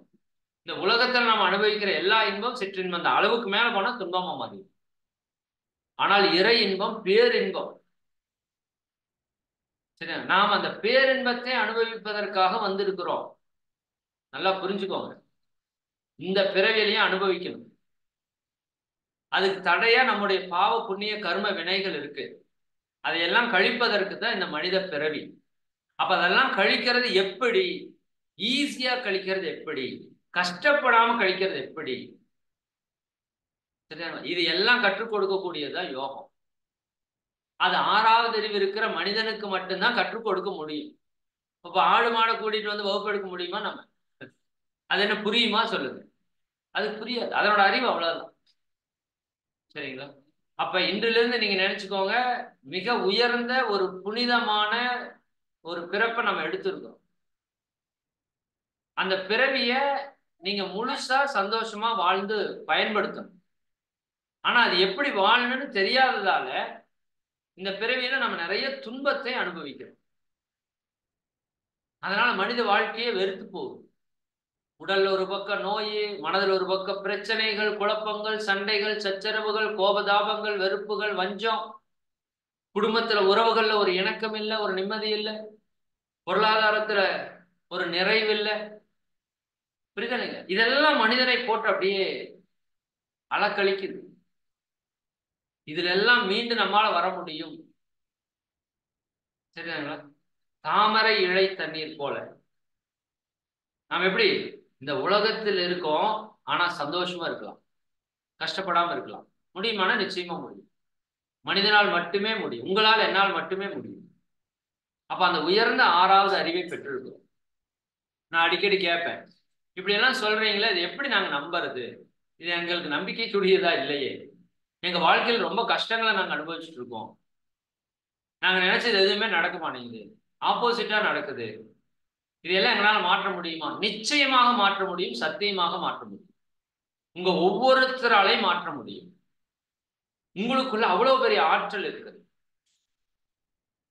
சரியா? உண்மையாலுமே இது ஒரு கல்வி. இந்த இப்ப நம்ம கற்றுக் கொடுத்துட்டு இருக்கிறது ஒரு யோக கல்வி. யோக கல்வி என்றால் என்னன்னு விவேகானந்தர் சொல்றாருன்னா, உங்களுக்குள்ள இருக்கிற தெய்வீக சக்தியை வெளிப்படுத்துவதுதான் கல்வின்னு சொல்றாரு. இதுதான் உண்மையான கல்வி. அப்ப அந்த கல்வியை நம்ம கற்றுக்கொள்ளும் போது நம்ம இருக்கிற உள்ள இருக்கிற அபரிமிதமான ஆற்றலை நீங்க உணர போறீங்க. சரியா? All powers is within you அப்படின்னு சொல்றாரு விவேகானந்தர். உனக்கான எல்லா ஆற்றலும் வலிமையும் உனக்குள்ளாகவே இருக்கிறது. அந்த கடவுளை உணரணும்னாலும் நீ உள்ளதான் போய் உணரணும். இந்த கடவுள்னு ஒரு வார்த்தை இருக்குல்ல, அற்புதமான வார்த்தை. டிவைன், டிவைனிட்டி அப்படின்னு சொல்றீங்கல்ல. டைவ் இன், கட உள். அந்த வார்த்தையை திருப்பி போட்டு பாருங்க. உள்ளே கடந்து செல். எதற்குள்ள? உனக்குள்ளே கடந்து செல். அதைத்தான் சொன்னாரு திருமூலர். தன்னை அறிய தனக்கொரு கேடு. சரி, உன்னையே நீ அறிவாய் சொன்னாங்கல்ல. இவ்வளவு பெரிய ஞானமான வார்த்தை. நம்ம எல்லாத்தையும் அறிஞ்சுக்கிறோம், நம்மள அறியல, நம்மளை பத்தி தெரியல. நம்ம வாழ்க்கைனா என்னன்னு தெரியல, எதுக்கு வந்தோம்னு தெரியல, எப்படி வாழணும்னு தெரியல, உடம்பை எப்படி நல்லா வச்சுக்கிறதுக்கு தெரியல, மனசை எப்படி கட்டுப்பாடா வச்சுக்கிறது தெரியல, உறவுகளை இணக்கமா வச்சுக்கிறதுக்கு தெரியல. உண்மைதானே நான் சொல்றது? நமக்கு யாரும் டீச் பண்ணல, அதுதான் எங்க பிரச்சனை. புரியுது? ஒரு ஒரு ஒரு தெரியல நம்ம அப்படின்னு சொல்றது தப்பு கிடையாது. தெரிந்தது கையளவு, தெரியாதது உலகளவு. அதானே? சரிதானே? அது கற்றது கைமண் அளவு, கல்லாதது உலகளவுன்னு ஔவையார் சொல்றாங்க. ஔவையார் கட்டுறதே கைமண் அளவுனா நாம கட்டுறது அப்ப தெரியாதது நிறைய இருக்கு. ஆனா எதை பற்றி தெரியாம இருந்தாலும் பிரச்சனை இல்லை, நம்மை பற்றி தெரியாம இருந்தா பிரச்சனை. உங்களுக்கு உங்களை பற்றி தெரியுமா அப்படிங்கிறத எங்க கேள்வி. நான் சொல்றேன், உங்களுக்கு உங்களை பற்றி தெரியாது. சரிதானுங்களா? உங்களுக்கு உங்களை பற்றி தெரியாது. அதுதான் எங்க பிரச்சனை. யோகம் உங்களுக்கு உங்களையே அறிமுகப்படுத்தும். உங்ககிட்ட அபரிமிதமான ஆற்றல் இருக்கிறது, மனமெனும் மாபெரும் சக்தி இருக்கிறது. இந்த மனதை கொண்டு நீங்க என்ன வேணா செய்யலாம். மனம் போல வாழ்க்கை, உங்க மனம் போல உங்க வாழ்க்கை. உங்க வாழ்க்கை எதை போலும் இல்லை, உங்க மனம் போல உங்க வாழ்க்கை. அப்ப உங்க மனம் சரியான வாழ்க்கை தெரியாது. இதுதான் மகான் சொல்றது. மகரிஷி அவர்கள் இந்த கலைக்கு ஒரு பேர் வச்சாரு, மன வள கலை யோகான். இந்த மனதை வளப்படுத்தக்கூடிய, உயர்த்தக்கூடிய மன வள கலை யோகா. பேர் பாருங்க, நிறைய பேர் கொஞ்சம் தப்பா உச்சரிப்பாங்க. மனக்கவலை யோகா, மனக்கவலை யோகா. சரிதானே? மன வள கலை, மனதை வளப்படுத்தக்கூடிய கலை. ஏன்னா மனம் போல வாழ்க்கை. அப்ப எல்லாரும் வாழ்க்கை நல்லா இருக்குன்னு நினைக்கிறோம். அப்ப மனசு எப்படி இருக்கணும்? நல்லா இருக்கணும். மனம் நல்லா இருந்தா வாழ்க்கை நல்லா இருக்கும். மனம் நல்லா இல்லைன்னா வாழ்க்கை நல்லா இருக்காது. இப்ப சொல்லுங்க, மனசு நம்மளுக்கு நல்லா இருக்கா? மனசு நம்ம கட்டுப்பாட்டுல இருக்கா? நீங்க சொன்னா கேக்குதா உங்க மனசு? இல்லையே. என்னோட மனசு நான் சொன்னா கேட்க மாட்டேங்குது. அப்புறம் எப்படி என்னோட வாழ்க்கை என்னோட கட்டுப்பாட்டுல இருக்கும்? சொல்லுங்க. சரிதானே? அப்ப இந்த மனிதன் அப்படிங்கிற ஒரு நிலையே மனதை அடிப்படையாக கொண்டுதான் இருக்கு.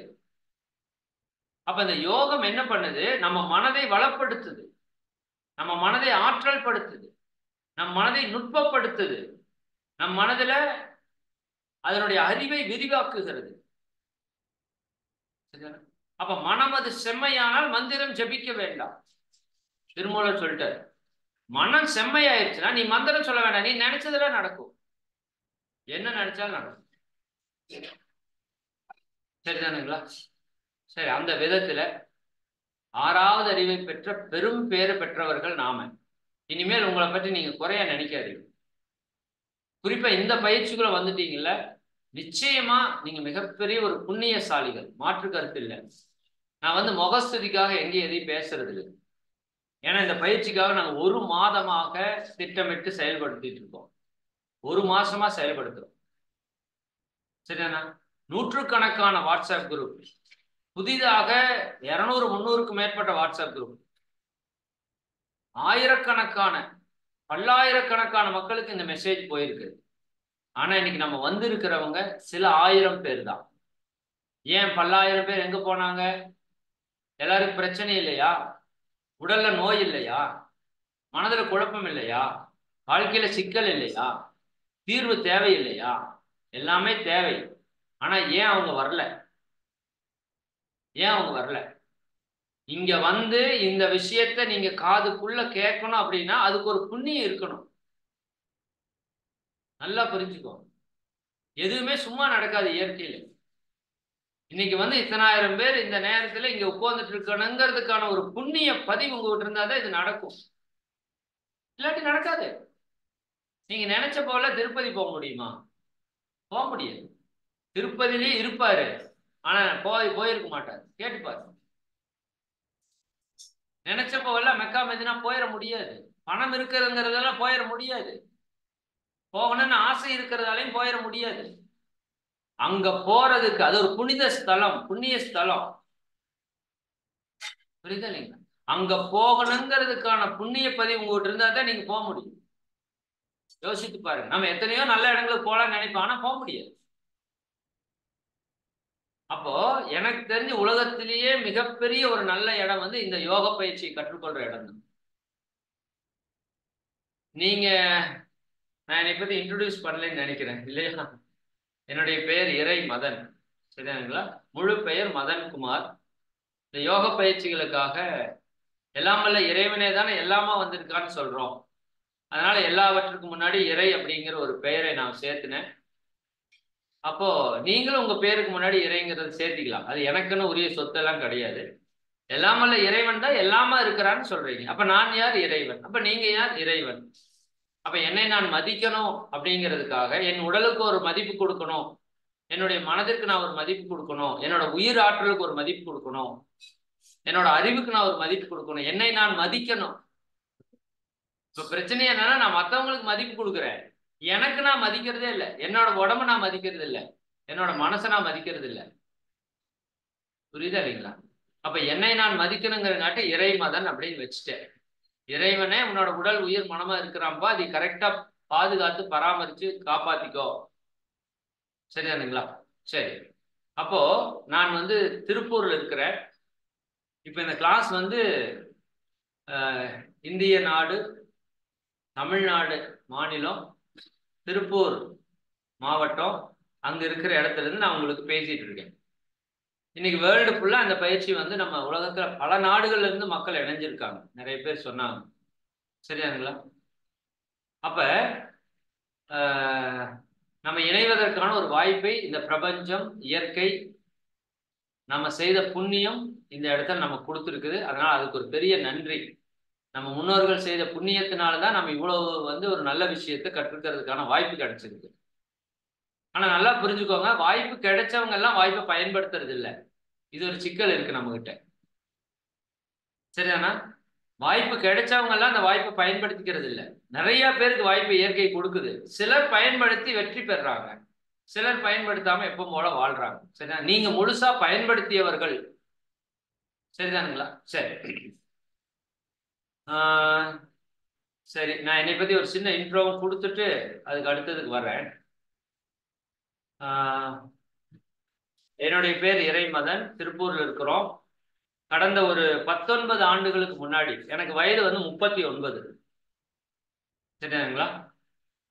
நான் +2 வரைக்கும் படிச்சுட்டு நிறைய மார்க் வாங்க முடியல. அப்புறம் பனியன் கம்பெனிக்கு வேலைக்கு போயிட்டோம்.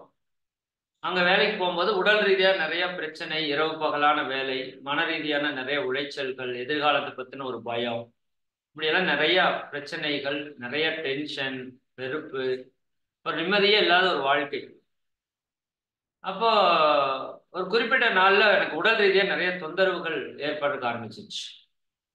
கான்ஸ்டிபேஷன், மலச்சிக்கல், குறிப்பா லங்ஸ் ப்ராப்ளம், சைனஸ், இந்த ஆஸ்துமா ப்ராப்ளம் மாதிரி கண்டினியூஸா தும்மல், ஈசினோகோலியா கம்ப்ளைண்ட்னு சொல்லுவோம். சரிங்களா? இது மாதிரி சில உடல் ரீதியான நிறைய தொந்தரவுகள், மன ரீதியான நிறைய குழப்பங்கள். அப்போ இதுக்கு ஏதாவது தீர்வு கிடைக்காதா அப்படின்னு சொல்லி பல மருத்துவமனை போயிட்டு போயிட்டு போயிட்டு போயிட்டு வரேன். போகாத மருத்துவமனையே இல்லை இங்க இருக்கிற வரைக்கும். மேக்சிமம் கோயம்புத்தூர் வரைக்கும் எல்லா மருத்துவமனைக்கும் போயிட்டு போறப்போவெல்லாம் 2000 3000க்கு மாத்திரை. ஒன்றும் பெரிய பலன் இருக்காது. அப்போதைக்கு நல்லா இருக்கும், மறுபடியும் பிரச்சனை. அப்புறம் ஒரு மருத்துவர் தான் எனக்கு சொன்னாரு, தம்பி உனக்கு வந்து இந்த மருந்து மாத்திரையில முழுசா குணமாகாது, நீ போய் ஒரு யோகா பயிற்சி கத்துக்கோ, உனக்கு எல்லாமே சரியாயிருன்னு சொன்னாரு. எனக்கு உண்மையாலுமே மிகப்பெரிய கடவுளோட அவதாரம் நான் அவரை நினைச்சுக்கிறேன். அவர் சொன்னதுக்கு அப்புறம் நான் இந்த யோகா பயிற்சிக்கு வந்தேன். வேதாத்திரி மகரிஷி அவங்களோட யோகா பயிற்சிக்கு வந்தேன். பயிற்சிக்கு வந்து 13 நாள் ஒரு அடிப்படை பயிற்சிக்கு போனோம். இங்க டைரக்ட் கிளாஸ், திருப்பூர்ல சென்டர்ல டைரக்ட் கிளாஸுக்கு போனா 13 நாள்ல 20 வருஷமா நான் அனுபவிச்ச எல்லா பிரச்சனையில இருந்து விடுதலை. எனக்கே இன்னைக்கு வரைக்கும் ஆச்சரியமா தான் இருக்கு. சரிங்களா? உடல்ல சைனஸ் தொந்தரவு நின்று போச்சு, கான்ஸ்டிபேஷன் சரியாயிடுச்சு, மன ரிலாக்ஸா இருக்குது, டென்ஷன் இல்லை, வாழ்க்கையை பற்றி எந்த விதமான பயமும் இல்லை. இன்னும் எனக்கு வந்து நிறைய என்னை பற்றி ஒரு தாழ்வு மனப்பான்மை இருக்கும். நான் நிறைய பேச மாட்டேன். சரிங்களா? ஒரு ஷையா ஃபீல் பண்ணுவேன். என்னை பற்றி ஒரு தாழ்வு மனப்பான்மை எனக்கு இருந்துட்டே இருக்கும். சரி, இதெல்லாமே வந்து அந்த 13 நாள்ல போனதுங்கிறது என் வாழ்க்கையில ஏதோ சொர்க்கத்துக்கு போன மாதிரி.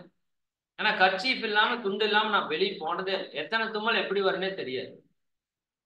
அப்படி ஒரு வாழ்க்கை வாழ்ந்ததுக்கு அப்புறம் சரி இதுதான் நமக்கான வாழ்க்கை அப்படின்னு தெரிஞ்சிருச்சு. அதுக்கப்புறம் நான் இப்ப வரைக்கும் சொல்றேன், 19 வருஷம் ஆச்சு நான் ஹாஸ்பிட்டல் போறேன்னு நிறுத்தி.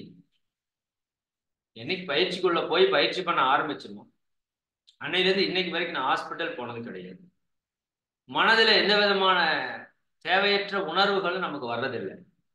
குடும்பம் அமைதியா இருக்கு, நிம்மதியா இருக்கு, சந்தோஷமா இருக்கு. சின்ன சின்ன கருத்து வேறுபாடுகள் வரும், அது மாற்று கருத்து இல்லை. அதில் நம்ம விட்டு கொடுத்து அட்ஜஸ்ட் பண்ணி ஏற்றுக்கொண்டு அதை கொண்டு போய்க்கிறோம். பொருளாதாரத்துல நிறைவா இருக்கு. சரி, இப்போ ஆன்மீகத்திலையும் ஒரு ஆசிரியராகி இத்தனாயிரம் மக்களுக்கு இதை சொல்லிக் கொடுக்குற அளவுக்கு உயர்ந்திருக்கிறேன் அப்படின்னா அதற்கு ஒரே காரணம் இந்த யோக பயிற்சி. சரிதாங்களா? அதுல ஒரு விஷயத்தை மட்டும் நான் சொல்லணும். ஏன்னா ஒண்ணு, என்னோட வயது சின்னதா இருக்கிறது, ஆனா இங்க நான் சொல்ற விஷயம் எல்லாம் என்னோட விஷயம் இல்லைன்னு நீங்க புரிஞ்சுக்கணும். சரியானுங்களா? ஏதோ இது சின்ன பையன் பேசுறான் அப்படின்னு எடுத்துக்கொள்ள வேண்டாம். ஏன்னா நான் சொல்ற விஷயம் எல்லாம் மகான்கள், ஞானிகள், யோகிகள், சரிதானா? இயேசு மகான், நபிகள், புத்தர், சரியானுங்களா? வேதாத்திரி மகரிஷி, ராமலிங்க வல்லற்பெருமான், திருவள்ளுவர், இப்படி போன்ற பல ஞானிகள் நமக்கு சொன்ன விஷயத்தை நான் உங்களுக்கு ஷேர் பண்றேன். நான் ஒரு கருவி மட்டுமே.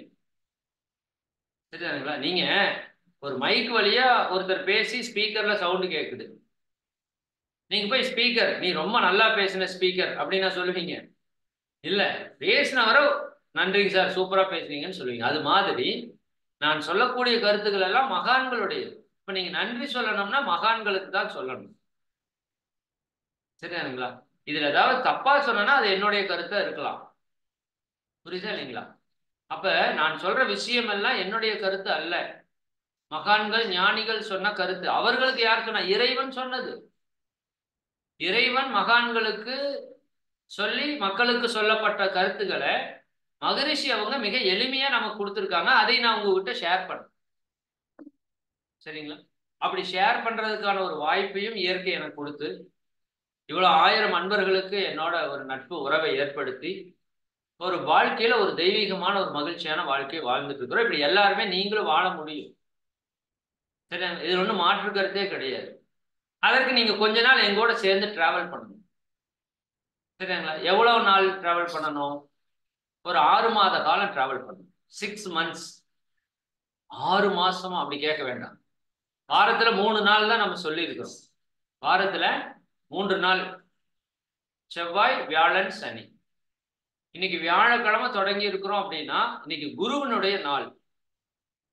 சரியா? அப்ப குருவினுடைய பரிபூர்ண ஆசியோட ஒரு செயலை தொடங்கணுங்கிறதுனால நம்ம வியாழக்கிழமை தொடங்கி இருக்கோம். சரிங்களா? இனிமேல் வகுப்பு வியாழன், சனி, செவ்வாய் இந்த 3 நாள் உங்களுக்கு வாரத்துல வகுப்பு இருக்கும். சரிங்களா? கிளியரா ஒரு நோட்ல எழுதிக்கோங்க. நம்முடைய வகுப்பு செவ்வாய், வியாழன், சனி 3 நாள் இருக்கும். ஒரு நாளைக்கு 1.5 மணி நேரம். 10:30 மணிக்கு வகுப்பு ஆரம்பிக்கும், 12 மணிக்கு முடிஞ்சிடும். ஷார்ப்பா 12 o'clock முடிச்சிருவோம். சரியாங்களா? நொடி சுத்தமா முடிக்கணும். ஏன்னா 12 மணிக்கு இன்னொரு பேட்ச் ஸ்டார்ட் ஆகுது. அதனால லேட் பண்ண முடியாது. 12 மணிக்கு ஷார்ப்பா வகுப்பு வந்து நிறைவாயிடும். சரிங்களா? ரைட். அப்ப 10:30 மணிலேருந்து 12 மணி வரைக்கும் வாரத்துல 3 நாள் வகுப்பு. ஒரு நாளைக்கு 4.5 மணி, ஒரு வாரத்துக்கு 4.5 மணி நேரம். அப்போ ஒரு மாசத்துக்கு 4 வாரம்னு வச்சுக்கோங்க. 4.5 into 4 18 மணி நேரம் இன்ட்டு 6 மாசம். மாசத்துக்கு 18 மணி நேரம் இன்ட்டு 6 மாசம் கணக்கு போட்டீங்கன்னா 6 10 60 6 8 48 108 மணி நேரம் தான் பிராக்டிஸ். 6 மாத காலம். பட் மொத்த மணி நேரம் எவ்வளவு? 108 மணி நேரம். இந்த 108 மணி நேரத்துல உங்க வாழ்க்கை மொத்தமா மாறப்போகுது. மகான்களும் இறையாற்றலும் மாற்றப் போகுது. அதற்கான செயலை நீங்க செய்ய போறீங்க. சரிதானுங்களா? அப்ப இது வந்து பயிற்சிக்கான நேரம். நீங்க இந்த 6 மாத காலமும் தொடர்ந்து பிராக்டிஸ்ல வரணும். அது ரொம்ப ரொம்ப இம்பார்ட்டன்ட். சரிதானுங்களா? 6 மந்த்ஸ் இந்த 108 மணி நேரம் நீங்க 100% பிரசன்ட் கொடுத்தீங்கன்னா நிச்சயமா உங்க லைஃப்ல 100% சேஞ்ச் நடக்கும். நான் கேரண்டி. ஏதோ விளம்பரத்தில் சொல்ற மாதிரி பிரீத்திக்கு நான் கேரண்டிங்கிற மாதிரி உங்கள் உடல் ஆரோக்கியத்திற்கு, உங்க மன அமைதிக்கு, சரி உங்க வாழ்க்கையில ஒரு நிறைவுக்கு நான் நிச்சயமா கேரண்டி. ஏன்னா நான் அதை அனுபவிச்சு உங்களுக்கு சொல்றேன். இன்னும் ஆயிரக்கணக்கான லட்சக்கணக்கான மக்கள் அனுபவிச்சத கண்ணுல பார்த்து, அவங்க அனுபவத்தை கண்ணுல பார்த்து நான் சொல்றேன். சரிங்களா? இது வந்து நிரூபிக்கப்பட்ட உண்மை. ட்ரையல் அண்ட் எரர் எல்லாம் இல்லை. பல மக்களுடைய வாழ்க்கையில பல துன்பங்களை போக்கிய ஒரு பயிற்சியை நம்ம வந்து கற்றுக்கொள்ள வந்திருக்கோம். அதனால உங்கள் வாழ்க்கையில் இருக்கிற பிரச்சனையும் 100% சரியாகும். மாற்று கருத்து இல்லை. ஆனா அதுக்கு நீங்க செய்ய வேண்டியது இந்த பயிற்சியை முழுமையா அட்டன் பண்ணணும். வள்ளுவத்துல ஒரு குறள் இருக்கு இல்லையா? எண்ணி துணிக கர்மம் அப்படின்னு ஒரு குறள் இருக்கு. ஒரு செயலை செய்யறதுக்கு முன்னாடி 1க்கு 100 தடவை யோசிச்சுக்கோ. ஆனால் துணிந்த பின் எண்ணுவோம் என்பது இழுக்கு.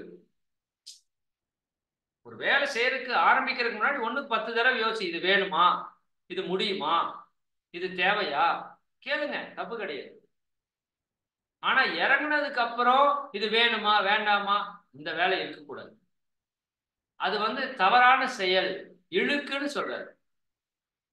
ஒரு தரம் குறைந்த ஒரு செயல் அப்படின்னு சொல்றாரு. அதையுமே நான் உங்களுக்கு இந்த இடத்துல பதிவு பண்றேன். 6 மாத காலம் 108 மணி நேரம் மொத்தமா இது உங்களால செய்ய முடியுமா அப்படின்னு நீங்க யோசி. சரி, இது செஞ்சா என்ன சார் பெனிஃபிட் கிடைக்கும்? உங்க உடம்புல இருக்கிற நோய் குணமாகும். சரிதானுங்களா? உங்க மனதில் இருக்கிற பிரச்சனையெல்லாம் குணமாகும். உங்க குடும்ப உறவுகள் இருக்கிற சிக்கல் எல்லாம் சரியாகும். உங்களோட பொருளாதார பிரச்சனை எல்லாம் சரியாகும். சமுதாயத்தில் ஒரு நல்ல அந்தஸ்தோட நீங்க வாழக்கூடிய ஒரு தன்மைக்கு கிடைக்கும். மற்றவங்களுக்கு சேவை செய்யக்கூடிய ஒரு வாய்ப்பு உங்களுக்கு கிடைக்கும்.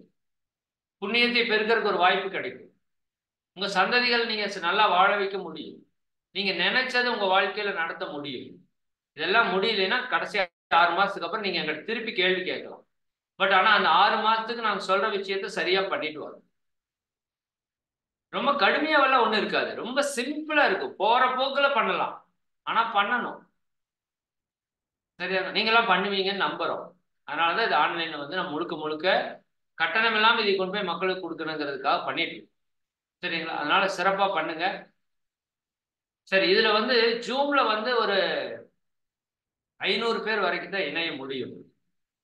சரிங்களா? ஆனா யூடியூப்ல எத்தனாயிரம் பேர் வேணாலும் இணையலாம். அதுல அன்கவுண்டபிள் கவுண்ட் நீங்க வந்து இணையலாம். சரி, அந்த விதத்துல நீங்க யூடியூப்ல இணைஞ்சாலும் சரி, ஜூம்ல இணைந்தாலும் சரி, சரிதானுங்களா? எப்படி இணைந்தாலும் உங்களுக்கு அந்த வகுப்பு வந்து ப்ராப்பரா வந்துடும். சரி, இதுல நான் முன்னாடி ஒரு விஷயம் நிறுத்திட்டு வந்தேன். அதை கண்டினியூ பண்ணி முடிச்சுட்டு இன்ஸ்ட்ரக்ஷன் போயிடலாம். அதாவது இந்த மனித பிறப்பு மகிழ்ச்சியாக வாழ்றதுக்காக படைக்கப்பட்ட பிறப்பு. எப்படி சார் சொல்றீங்கன்னா, ஒரு 5 அறிவு நாய்க்கு கால் உடஞ்சிருச்சுன்னா கட்டுப்போட தெரியாது. மழை வந்தா கொடை பிடிச்சிட்டு போக தெரியாது. வெயில் அடிச்சா ஏசி ரூம் போட்டு படுக்க தெரியாது. புரியுதா இல்லைங்களா? அதுக்கு 5 அறிவு, அவ்வளவுதான்.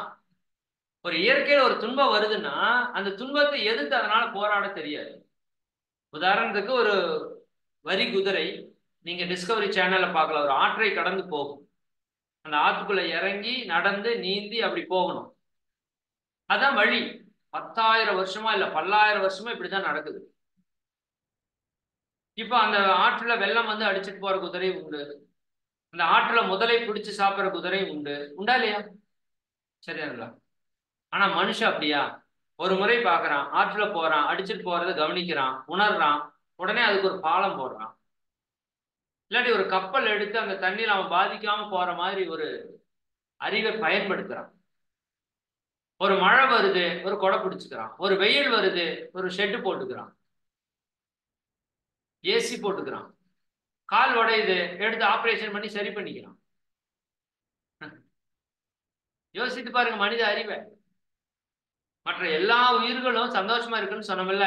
ஆனா இயற்கையில ஒரு துன்பம் வந்தா மாற்ற முடியுமானா முடியாது. வேப்ப மரம் பல நோய்களை குணப்படுத்தும். ஆனா அதுக்கு ஒரு நோய் வந்தா அதனால குணப்படுத்த முடியாது. புரியுதா நான் சொல்றது? அப்ப மனிதனாலதான் நமக்கு வரக்கூடிய பிரச்சனையை சிந்திச்சு பார்த்து யோசிச்சு பிரச்சனையிலிருந்து விடுபட முடியும். அதுக்கு தான் 6வது அறிவு. அப்ப மனிதன் சிந்திக்கும் போது அவன் துன்பத்திலிருந்து விடுபடுவதற்கான வழிகளை பெறுகிறான். ஆனா நம்ம இப்ப என்ன பண்றது இல்ல, சிந்திக்கிறது இல்லைன்னு மகான்கள் சொல்றாங்க. சிந்திக்க தெரிந்தவனுக்கு துன்பங்களை சந்திப்பது பெரிய பிரச்சனை இல்லை. அப்துல் கலாம் சொல்றார். சிந்திக்க தெரிந்தவனுக்கு துன்பம் ஒரு பிரச்சனை இல்லை, துன்பம் அவனை சந்திக்கிறது. அப்ப சிந்தனை செய்யணும். அதான் 6வது அறிவோட சிறப்பு. ஆனா நம்ம இப்ப சிந்திக்கிறதே இல்லை. நாம யாரு சிந்திச்சிருக்கிறோமா? இல்ல. நாம எதுக்காக பிறந்திருக்கிறோம் தெரியுமா? தெரியாது. நம்ம உடல்னா என்ன சிந்திச்சிருக்கிறோமா? தெரியாது. உயிர்னா என்ன தெரியாது. மனம்னா என்ன தெரியாது.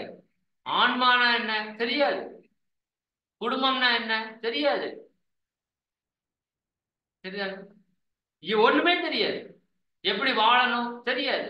எப்படி வாழக்கூடாது தெரியாது. எல்லாரும் வாழ்ற, நானும் வாழ்றேன். எல்லாரும் வீடு கட்டுற, நானும் கட்டுறேன். எல்லாரும் கல்யாணம் பண்ணிக்கிறேன், நானும் பண்ணிக்கிறேன். எல்லாரும் குழந்தை பெற்றுக்கிறேன், நானும் பெற்றுக்கிறேன். எதுக்கு தெரியாது. உண்மையாலுமே தெரியாது. நிறைய பேர் பொட்டு வைக்கிறாங்க, ஏன்னே தெரியாது. அம்மா அப்பா வைக்க சொன்னாங்க, வச்சா நல்லது, அவ்வளவுதான், போயிருங்க. அதுக்குள்ள ஒரு மிகப்பெரிய உண்மை இருக்கு. பொட்டு வைக்கிறதுக்குள்ள, சிலுவை போடுறதுக்குள்ள, நமாஸ் பண்றதுக்குள்ள எல்லாமே இந்த பிட்யூட்டரி கிளாண்ட் வேலை செய்யும். இது தலைமை சுரப்பி. பிட்யூட்டரி கிளாண்ட் நம்ம உடம்புக்குள்ள 4 சுரப்பி, 7 சுரப்பி இருக்கு. அதுல மிக முக்கியமான சுரப்பி இது மாஸ்டர் கிளாண்ட், பிட்யூட்டரி கிளாண்ட். இந்த கிளாண்ட் வேலை செஞ்சா thyroid, parathyroid, thymus, pancreas, adrenal, sexual gland 5 கிளாண்டை கண்ட்ரோல் பண்ற மாஸ்டர் கிளாண்ட். இந்த கிளாண்டை ஆக்டிவேட் பண்றதுக்கு தான் பொட்டு வச்சோம், சிலுவை போட்டோம், நமாஸ் பண்ணோம். புரியுதா இல்லைங்களா? நெற்றிக்கண் திறப்பினும் குற்றம் குற்றமேன்னு சொல்றாருல, அந்த நெற்றிக்கண் இருக்கிற இடம் இது. அதை ஆக்டிவேட் பண்றதுக்கு தான் பொட்டு வச்சோம். எவ்வளவு பேருக்கு தெரியும்? தெரியாது. தெரியாதால என்ன பிரச்சனை தெரியுமா? இப்ப பொட்டெல்லாம் ஸ்டிக்கர் போட்டா மாறிடுச்சு. திருநீர் வச்சா நல்லது, சந்தனம் வச்சா நல்லது, குங்குமம் வச்சா நல்லது, ஸ்டிக்கர் போட்டு வச்சா நல்லது கிடையாது. பிட்யூட்டரி கிளாண்ட் ஆக்டிவேஷன் ஆகாது. நான் ஏன் தெரிஞ்சுக்கணும்னு சொல்றேன், புரியுதா இல்லையா உங்களுக்கு? எந்த ஒரு விஷயத்தையும் தெரிஞ்சு விளங்கி செஞ்சீங்கன்னா அது நல்ல ரிசல்ட் இருக்கும். தெரியாம குருட்டு வாக்குல செஞ்சோம்னா ரிசல்ட் இருக்காது, தப்பா போயிடும். அந்த மாதிரிதான் இப்ப நம்ம வாழ்க்கை. ரொம்ப ஹாப்பியா இருங்க, ஜாலியா இருங்க. இன்னைக்கு உங்களுக்கு ஒரு ஹோம்ஒர்க் கொடுக்கட்டுமா? ஃபர்ஸ்ட் டே ஒரு ஹோம்ஒர்க் கொடுக்குறேன். என்ன ஹோம்ஒர்க்னா, உங்க லைஃப்ல இருக்கிற ப்ராப்ளத்தை எல்லாம் எழுதி வச்சுக்கோங்க. என்ன ப்ராப்ளம் இருந்தாலும் சரி, உடல்ல என்னென்னவெல்லாம் பிரச்சனை இருக்கோ எல்லாத்தையும் எழுதிக்கோங்க. சார் எனக்கு முடி கொட்டுது, எழுதிக்கோங்க. தலை வலிக்குது, எழுதிக்கோங்க. கண்ணு கொஞ்சம் எரிச்சலா இருக்கு, எழுதிக்கோங்க. மூக்குல சளி வருது, வாயில புண்ணு வருது, காது கொஞ்சம் அடைச்சிக்குது, த்ரோட் கொஞ்சம் ப்ராப்ளமா இருக்கு, கை காலெல்லாம் ஒரே வலியா இருக்கு, ஹார்ட் கொஞ்சம் பிபி அதிகமா இருக்கு, லங்ஸ்ல கொஞ்சம் மூச்சுட முடியல, வயிற்றுல கொஞ்சம் டைஜஷன் ஆகல, சரிதானுங்களா? பொறுமலா இருக்கு, ஏப்பம் வந்துட்டே இருக்கு, கை காலெல்லாம் ஒரே வலியா இருக்கு. என்னப்பா உச்சியிலிருந்து எழுதுங்கன்ற நான் சொல்றேன். உங்களுக்கு என்ன இருக்குதோ இருக்கிறத எழுதிக்கோங்க. பிபி இருக்கு, சுகர் இருக்கு, சரிங்களா? இன்னும் உங்களுக்கு என்னென்னவெல்லாம் பிரச்சனை இருக்கோ எல்லாம் ஒரு லிஸ்ட்டை போடு, சரிதானா? சரி, ரெண்டாவது உங்க மனதுல என்னென்னவெல்லாம் பிரச்சனை இருக்கு? எப்ப பார்த்தாலும் டென்ஷன் ஆகுது சார், கோபமா இருக்கு, வெறுப்பா இருக்கு, யாரை பார்த்தாலும் ஒரு எரிச்சல் வருது, யாரு கூட பேசுறதுக்கே பிடிக்கல, வாழ்க்கையே ஒரு வெறுமையா இருக்கு. சரியானுங்களா? வேற ஏதாவது இருக்குமில்ல? எனக்கு எப்ப பார்த்தாலும் பயமா இருக்கு சார், கவலையா இருக்கு சார். சரியானுங்களா? இந்த பாலுணர்வுல முறையற்ற தன்மையில் இருக்கு, என்ன வேணா இருக்கட்டும், எல்லாம் லிஸ்ட் போட்டு எழுதுங்க. அது போக உங்க ஃபேமிலியில கொஞ்சம் ப்ராப்ளம் இருக்கும் சார். இன்னும் பையனுக்கு இன்னும் வேலை கிடைக்கல சார், பொண்ணுக்கு இன்னும் கல்யாணம் ஆகல சார், பொண்ணு கல்யாணம் ஆன இடத்துல குடும்ப உறவுகள்ல கொஞ்சம் அண்டர்ஸ்டாண்ட் இல்லாம இருக்காங்க சார், பையன் படிச்சுட்டு இருக்காங்க சார், இன்னும் நல்லா அடுத்த லெவல் நல்லா படிக்கணும் சார், ஒரு வீடு கட்டணும்னு நினைச்சிட்டு இருக்கோம், அதுக்கான இன்னும் வாய்ப்பு அமையல, ஒரு தொழில் அமைச்சுக்கலாம்னு நினைச்சிட்டு இருக்கோம், அது ஒன்றும் சரியா செட் ஆக மாட்டேங்குது. என்னவெல்லாம் இருக்கோ எல்லாத்தையும் எழுதுங்க. அதான் உங்களுக்கு ஹோம்ஒர்க். சரிதானுங்களா? 6 மாசம் டைம் அதிகபட்சம் நான் சொல்றேன். ஒரு வாரத்திலேயே மிராக்கள் நடந்தாலும் நடக்கலாம். சரிதானுங்களா? அதிகபட்சம் 6 மாசம், ஒரு 24 வாரத்துல உங்க வாழ்க்கையில மிகப்பெரிய மாற்றத்தை நீங்க அனுபவிக்க போறீங்க. அதை நீங்க அனுபவிக்கிறப்ப தெரியணும்ல, எனக்குள்ள மாற்றம் வந்திருக்குன்னு. நான் சொன்னேன்ல, எனக்கு வந்து ஈசினோஃபிலியா கம்ப்ளைண்ட் சளி வந்துட்டே இருந்து 13 நாள் சளி ஸ்டாப் ஆச்சு. அப்பதான் எனக்கு ஃபீல் ஆச்சு.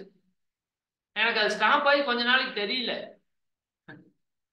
என்னடா எனக்கு ஏதோ ஒண்ணு இருக்குமே, ஏன் இல்லை அப்படின்னு பார்த்தா துண்டு இல்லை, கர்ச்சீஃப் இல்லை கொஞ்ச நாள்ல. அப்பதான் எனக்கு இன்டிமேட், ஆனா எனக்கு சளியே வர்றதில்லை, தும்மலே வர்றதில்லை. இன்னைக்கு மார்கழி மாசம் காலையில 4 மணிக்கு எந்திரிச்சு பச்சை தண்ணியில் குளிச்சுட்டு பயிற்சி பண்ணாலும் ஒன்றும் பிரச்சனை இல்லை. அப்பதான் எனக்கு தெரியுது, ஆனா நமக்கு எல்லாம் சரியாயி போச்சு இந்த பயிற்சியால.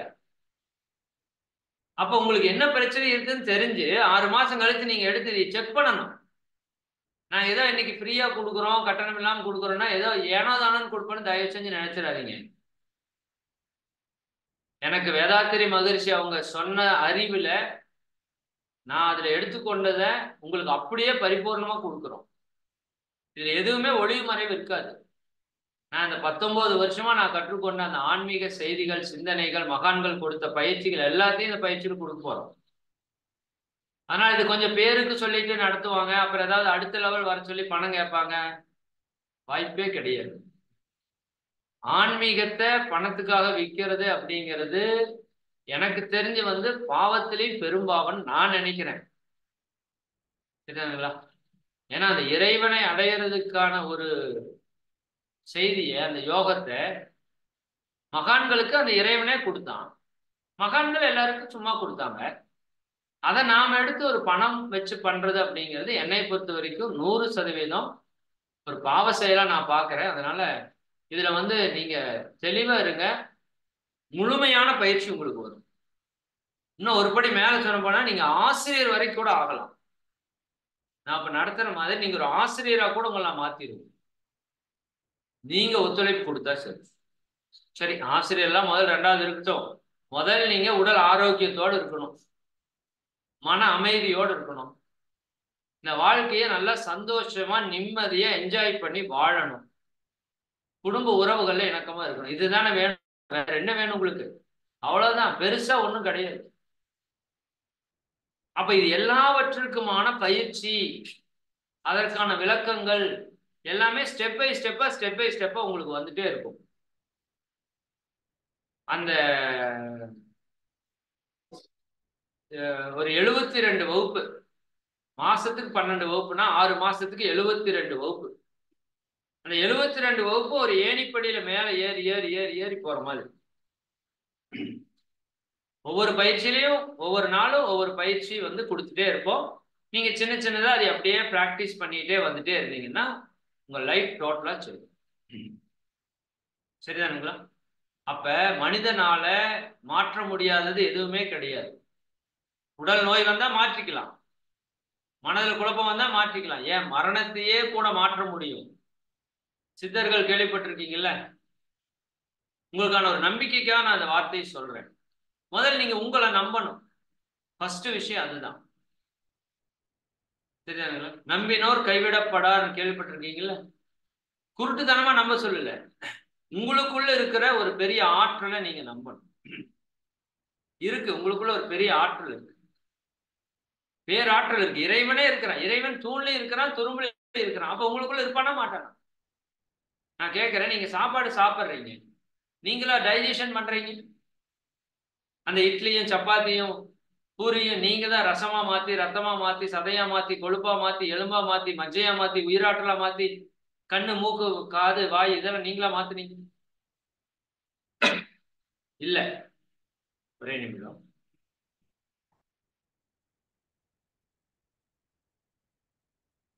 உங்களுக்குள்ள ஒரு இறை ஆற்றல் இருக்கு, அதுதான் நடத்திட்டு இருக்கு. சரிதானுங்களா? அந்த ஆற்றலை நீங்க உணரணும். அப்போ உங்க லைஃப்ல இருக்கிற எல்லா ப்ராப்ளத்துக்கும் அதுவே தீர்வை கொடுக்கும். சரியாங்களா? அந்த ஒரு உயர்ந்த ஒரு நிலையில நாம இன்னைக்கு வந்து ஒரு பயிற்சியில இணைஞ்சிருக்கிறோம். ரொம்ப ரொம்ப மகிழ்ச்சி. சரியாங்களா? சந்தோஷமா இருங்க. என்ன பிரச்சனை இருந்தாலும் நோட் பண்ணிக்கோங்க. எல்லா பிரச்சனைக்கும் தீர்வு இருக்கு. தீர்க்கவே முடியாதது, மனிதனால் மாற்றவே முடியாது என்னன்னு கேட்டால் எல்லாரும் என்ன சொல்லுவாங்கன்னா மரணம்னு சொல்லுவாங்க. ஆனால் மரணத்தையே மாற்றி அமைப்பதற்கான சக்தி நம்மகிட்ட இருக்கு. அதான் சித்தர்களுடைய ஜீவ சமாதி. எல்லாம் இறைவன்ட்ட வரம் கேட்பாங்க, எனக்கு சாகா வரம். இறைவன் கொடுக்க மாட்டார். நீ பிறந்தா இறந்துதான் ஆகணும்னு சொல்லிடுவார். ஆனா சித்தர்கள் என்ன பண்ணாங்க தெரியுங்களா? நீ என்னப்பா எனக்கு சாகா வரம் கொடுக்காம இருக்கிறது, நானே சாகாம இருக்கிறேன். அப்படி இருந்ததுக்கு பேரு ஜீவ சமாதி. நம்ம எல்லாம் உயிராகிய ஜீவன் போனதுக்கு அப்புறம் நம்மளை சமாதி கட்டுவாங்க. ஆனா சித்தர்கள் ஜீவனோட சமாதி, அதுக்கு பேர் ஜீவ சமாதி. அங்க உயிரே போகாது. பாருங்க, அவங்களும் மனுஷங்க தான். அவங்களும் உங்களை மாதிரி என்ன மாதிரி, சரிதானுங்களா? அப்படி இருந்த மனுஷங்க தான் தன்கிட்ட இருக்கிற பவரை பயன்படுத்தினாங்க, சித்தர்களா மகான்களா மாறினாங்க. நம்ம அந்த அளவுக்கு போகலினாலும் பரவாயில்ல, போனா சந்தோஷம், விருப்பப்படுங்க, தப்பு கிடையாது. பட் இந்த வாழ்க்கையாவது நிம்மதியா வாழணும் இல்ல, மகிழ்ச்சியா வாழணும் இல்ல. சரி, இறைவன் கொடுத்த இந்த அற்புதமான வாழ்க்கையை எத்தனை பேருக்கு எவ்வளவு இல்லாம இருக்கு. சரிங்களா? சரி, அதை பத்தி எல்லாம் பார்ப்போம். அப்ப இந்த வாழ்க்கையை நீங்க நல்லா வாழ்றதுக்கான எல்லா பயிற்சியும் இதுல வந்து நம்ம கொடுக்க போறோம். நான் அடுத்த வகுப்புல இன்னும் இந்த ஒரு 4 வகுப்பு வந்து அஸ்திவாரம் நான் சொன்னேன். இந்த வகுப்புல நீங்க புரிஞ்சுக்க வேண்டியது என்னன்னா, மனிதன் பிறப்பு மிக உயர்ந்த பிறப்பு. சரிங்களா? இந்த பிறப்பு நாம பிறந்ததுக்கு காரணம் அந்த இறைவனை அடைவதற்கு, பேரின்பத்தை அடைவதற்கு, மகிழ்ச்சியாக வாழ்வதற்கு. அதுக்கு தான் நம்ம பிறந்திருக்கிறோம். அது எப்படி பண்றதுன்னு தெரியாததால கஷ்டப்படும். சரிங்களா? இந்த ஒரு படத்துல வடிவேல களை இறக்கிட்டு இருப்பாங்க, சிங்கம் களை இறங்கிருச்சு அப்படின்னு சொல்லி நீங்க பார்த்துருப்பீங்க அந்த ஜோக்கு. பாக்ஸிங்குள்ள தள்ளி விட்டுருவாங்க. தள்ளி விட்டா உள்ள வந்தா ஒரே அடி. வடிவேல் மூஞ்சி முகர உடம்பெல்லாம் ரத்தமா இருக்கும். ஏன்? பாக்ஸிங் தெரியாது. சரியாங்களா? பாக்ஸிங் தெரியாத ஒருத்தரை கொண்டாந்து பாக்ஸிங்ல இறக்கி விட்டா இப்படிதான் ஆகும். அது மாதிரி நமக்கு வாழவே தெரியாது. நீ போய் வாழு வாழு, நல்லா வாழு, சிறப்பா வாழுன்னா எப்படி போய் வாழ்றது? சமையல் தெரியாத ஒரு ஆளை போய் சமையல் எப்படி சமைக்கிறது? வாயில வைக்கிற மாதிரி தான் இருக்கு சமையல். புரியுது? சமையலை கத்து கொடுத்துட்டு போய் சமைக்க சொல்லணும். சரிதானுங்களா? அப்ப பாக்ஸிங் தெரியாம களத்துல குதிச்ச மாதிரி வாழ தெரியாம வாழ்க்கைக்கு வந்துட்டோம். எப்படி வாழ்றதுனே தெரியல. இந்த பக்கம் போனா அடி, அந்த பக்கம் போனா மிதி, ஒரே கஷ்டம். அப்ப இந்த கோர்ஸ் என்ன சொல்லி கொடுக்கும்? How to live happily. எப்படி நம்ம ஆனந்தமா சந்தோஷமா வாழ்றது அப்படிங்கறத சொல்லி கொடுக்கறதுக்கான ஒரு பயிற்சியா அந்த பயிற்சி. சரிங்களா? சரி, இன்னைக்கு காலம் கருதி நான் இந்த இன்ட்ரோ இதோட நிறைவு செஞ்சுக்கிறேன். அடுத்த வகுப்புக்கு வர்றப்ப உங்களுக்கு ஒரு ஹோம்ஒர்க் கொடுக்குறேன், செஞ்சுட்டு வர்றீங்களா? சரி, முக்கியமான விஷயம் எழுதிக்கோங்க. இந்த வகுப்புக்கு வர்றப்ப நீங்க கொண்டு வர வேண்டியது ஒரு நோட்டு பேனா கண்டிப்பா கொண்டு வாங்க. ஏன்னா இன்னைக்கு நம்ம சொல்லக்கூடிய விஷயங்கள் இது ஏதோ 10வது படிச்சுட்டு 11வது மறக்கிற விஷயம் அல்ல. ஒரே நிமிடம்.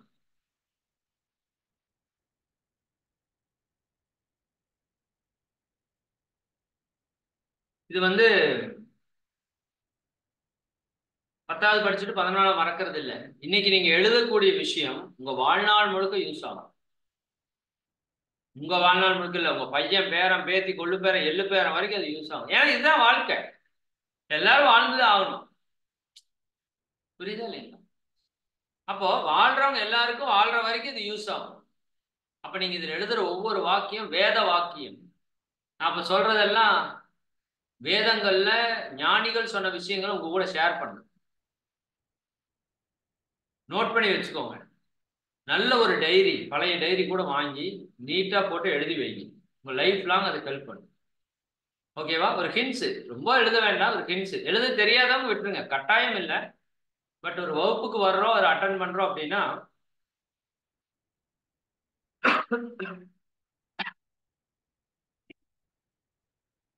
நோட்டு டிஸ்டர்ப் இருக்கு.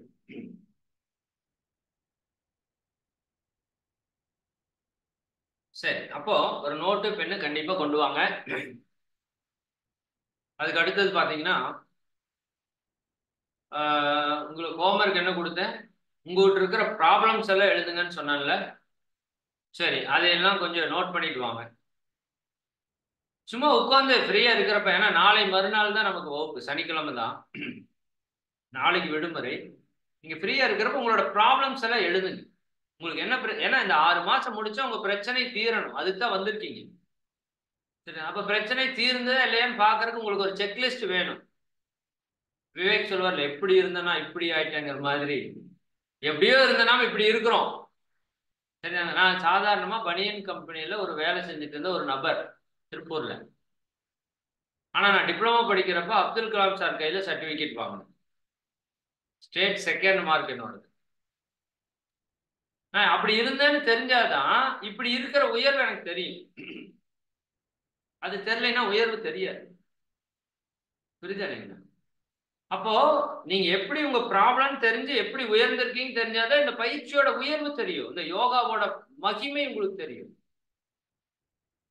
சரிதானா? இந்த இறை ஆற்றலோட பவர் உங்களுக்கு தெரியும். அதனால எழுதிட்டு வாங்க. ரெண்டாவது, இந்த வகுப்பை ஒன்லி ஜூம்ல அட்டன் பண்ணுங்க. ஜூம்ல முடியலைன்னா யூடியூப் லிங்க் உங்களுக்கு வந்து அந்த வாட்ஸ்அப் குரூப் 10 குரூப் ஓபன் பண்ணியிருக்கோம், ISM யோகா. சரிங்களா? இந்த மே மாதம் 2ஆம் தேதி அப்படின்னு போட்டு 1 2 3 4 குரூப் இருக்கு, 10 குரூப் இருக்கு. அந்த 10 குரூப்ல ஏதாவது ஒரு குரூப்ல நீங்க இருக்கணும். இது வந்து உங்களுக்கான அடிப்படை தேவை. ஏன்னா அந்த குரூப்ல தான் உங்களுக்கு எல்லா விஷயமும் வந்து ஷேர் பண்ணுவோம். சரிதானுங்களா? அப்போ அந்த குரூப்ல அடுத்தடுத்த விஷயங்கள் உங்களுக்கு ஷேர் ஆகும்போது நீங்க எப்படி அடுத்தடுத்ததுல இதுல ஈஸியா டிராவல் பண்ணலாம், அதுல இன்க்ளூடிங் நீங்க எப்படி ஜூம்ல ஜாயின் பண்ணணும், எப்படி யூடியூப்ல நீங்க பார்க்கணும், ஒரு நாள் வர முடியல கிளாஸுக்கு, எப்படி நீங்க அந்த அந்த வகுப்பை நீங்க வேற மாதிரி எப்படி நீங்க அட்டன் பண்ணணும், எல்லா விவரமும் அதுல கொடுத்துருப்போம். சரிங்களா? ஈஸியா உங்களுக்கு வந்து எல்லாமே ஹேண்டில் பண்ற கொடுப்போம். உங்களுக்கு ஏதாவது டவுட் இருந்ததுன்னா இந்த 1 2 நாளுக்கு அப்புறம் நீங்க இந்த ஜூம்ல டவுட் கேட்கலாம், யூடியூப்ல டவுட் கேட்கலாம், டவுட் எல்லாம் கிளாரிஃபை பண்ணுவோம். சரிங்களா? ஃபர்ஸ்ட் ஒரு 4 days பர்ஃபெக்டா அட்டன் பண்ணீங்கன்னா ஒரு புரிதலுக்கு வந்துடுவீங்க. அதுக்கப்புறம் இது வேணுமா வேண்டாமான்னு முடிவு பண்ணிட்டு கண்டினியூ பண்றது பண்ணாத உங்க விருப்பம். ஆனா அந்த 4 நாள், அந்த 6 மணி நேரம் நான் பேசுறது நீங்க முழுசா உள்வாங்க. அது குறிப்பா அடுத்த வகுப்பு ரொம்ப ரொம்ப முக்கியம். இந்த 4 நாளைக்கு பயிற்சி எல்லாம் எதுவும் கொடுக்க மாட்டேன், ஜஸ்ட் உங்களுக்கு ஒரு புரிதலை நான் கொண்டு வரக்கு முயற்சி பண்ணுறேன். ஒரு தெளிவாயிருச்சு, ஒரு உறுதி ஆயிடுச்சுன்னா நீங்க லாங் டிராவல் என் கூட வந்துருவீங்க. இந்த 4 வகுப்புக்கு அப்புறம் தான் பயிற்சி எல்லாம் தொடங்குவோம். இந்த 4 வகுப்பும் முழுக்க முழுக்க சிந்தனை தான். அடுத்த வகுப்பு உங்க மொத்த வாழ்க்கைக்கான பிரச்சனை என்ன, எந்த இடத்துல அந்த பிரச்சனை தொடங்குது, அதை எப்படி நம்ம சால்வ் பண்ணலாம், அதுக்கு நீங்க என்ன பண்ணணும் அப்படிங்கிறத அடுத்த வகுப்புல உங்களுக்கு தெளிவாக எக்ஸ்பிளைன் பண்ண போறோம். சரியாங்களா? அதனால ஒரு நோட் பேனா போட்டுக்குங்க, நோட் பண்ணிட்டு வாங்க. உங்களோட ப்ராப்ளம்ஸ் எல்லாம் நோட் பண்ணிட்டு வாங்க. இரண்டாவது, அந்த வாட்ஸ்அப் குரூப் 10 குரூப்ல ஏதாவது ஒரு குரூப்ல நீங்க இருக்கிறீங்களா அப்படிங்கிறத பார்த்துக்கோங்க. இல்லைன்னா அதுல சேர்றதுக்கு என்ன பண்ணணும் அப்படிங்கிறது மட்டும் நான் இந்த இடத்துல சொல்லிடுறேன்.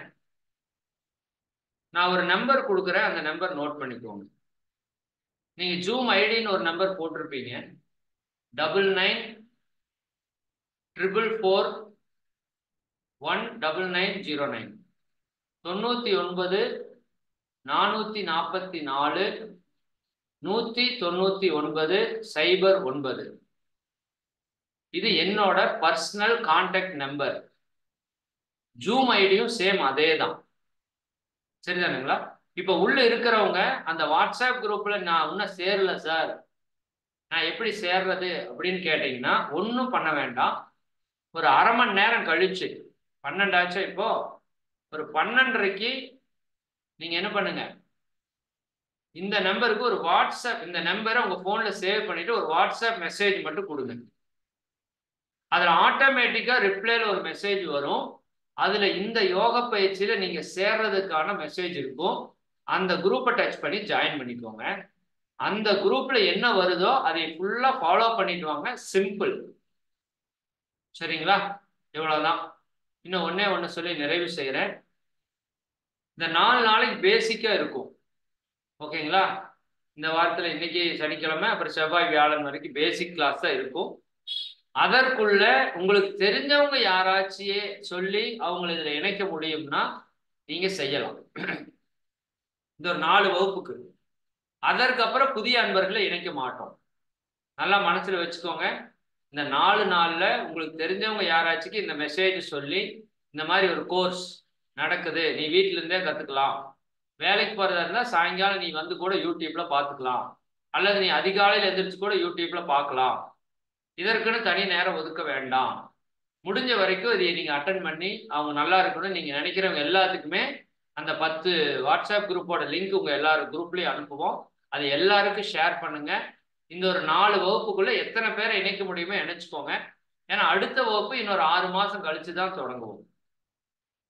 அதனால இந்த வாய்ப்பை நீங்க நல்லா பயன்படுத்திக்கணும் அப்படிங்கிறதுக்காக நான் சொல்றேன். சரி, மிக்க மகிழ்ச்சி. நாம அடுத்த வகுப்பு சனிக்கிழமை, நாளை மறுநாள் சனிக்கிழமை காலையில 10:30க்கு வகுப்பு தொடங்கும். அதுல நீங்க எல்லாரும் இன்னைக்கு இணைந்தது போல சிறப்பாக நீங்க வந்து இணைந்து கொள்ளலாம். சரிங்களா? மிக்க மகிழ்ச்சி. அனைவருக்கும் நன்றி. உங்களுக்கு ஏதாவது கேள்விகள் இருந்தாலும் நோட் பண்ணிட்டு வாங்க. நான் அந்த 4 வகுப்புக்கு அப்புறம் ஒரு நாள் கேள்வி பதில் செஷன் கொடுப்பேன். அப்ப நீங்க கேள்விகள் கேட்டு விளக்கத்தை பெற்றுக்கொண்டு அதுக்கப்புறம் நம்ம பயிற்சி கண்டுபிடிக்கணும். சரிங்களா? மிக்க மகிழ்ச்சி. அனைவருக்கும் நன்றி. வாழ்க வளமுடன், வாழ்க வளமுடன். இப்போ உங்களை எல்லாம் வாழ்த்தி நிறைவு செய்யறோம். எப்படி தொடங்குறப்ப ஒரு ப்ரொசீஜரோ அப்ப முடிக்கிற மாதிரி ஒரு ப்ரொசீஜர். எல்லாரும் கண்களை மூடி தியான நிலைக்கு வந்துருங்க.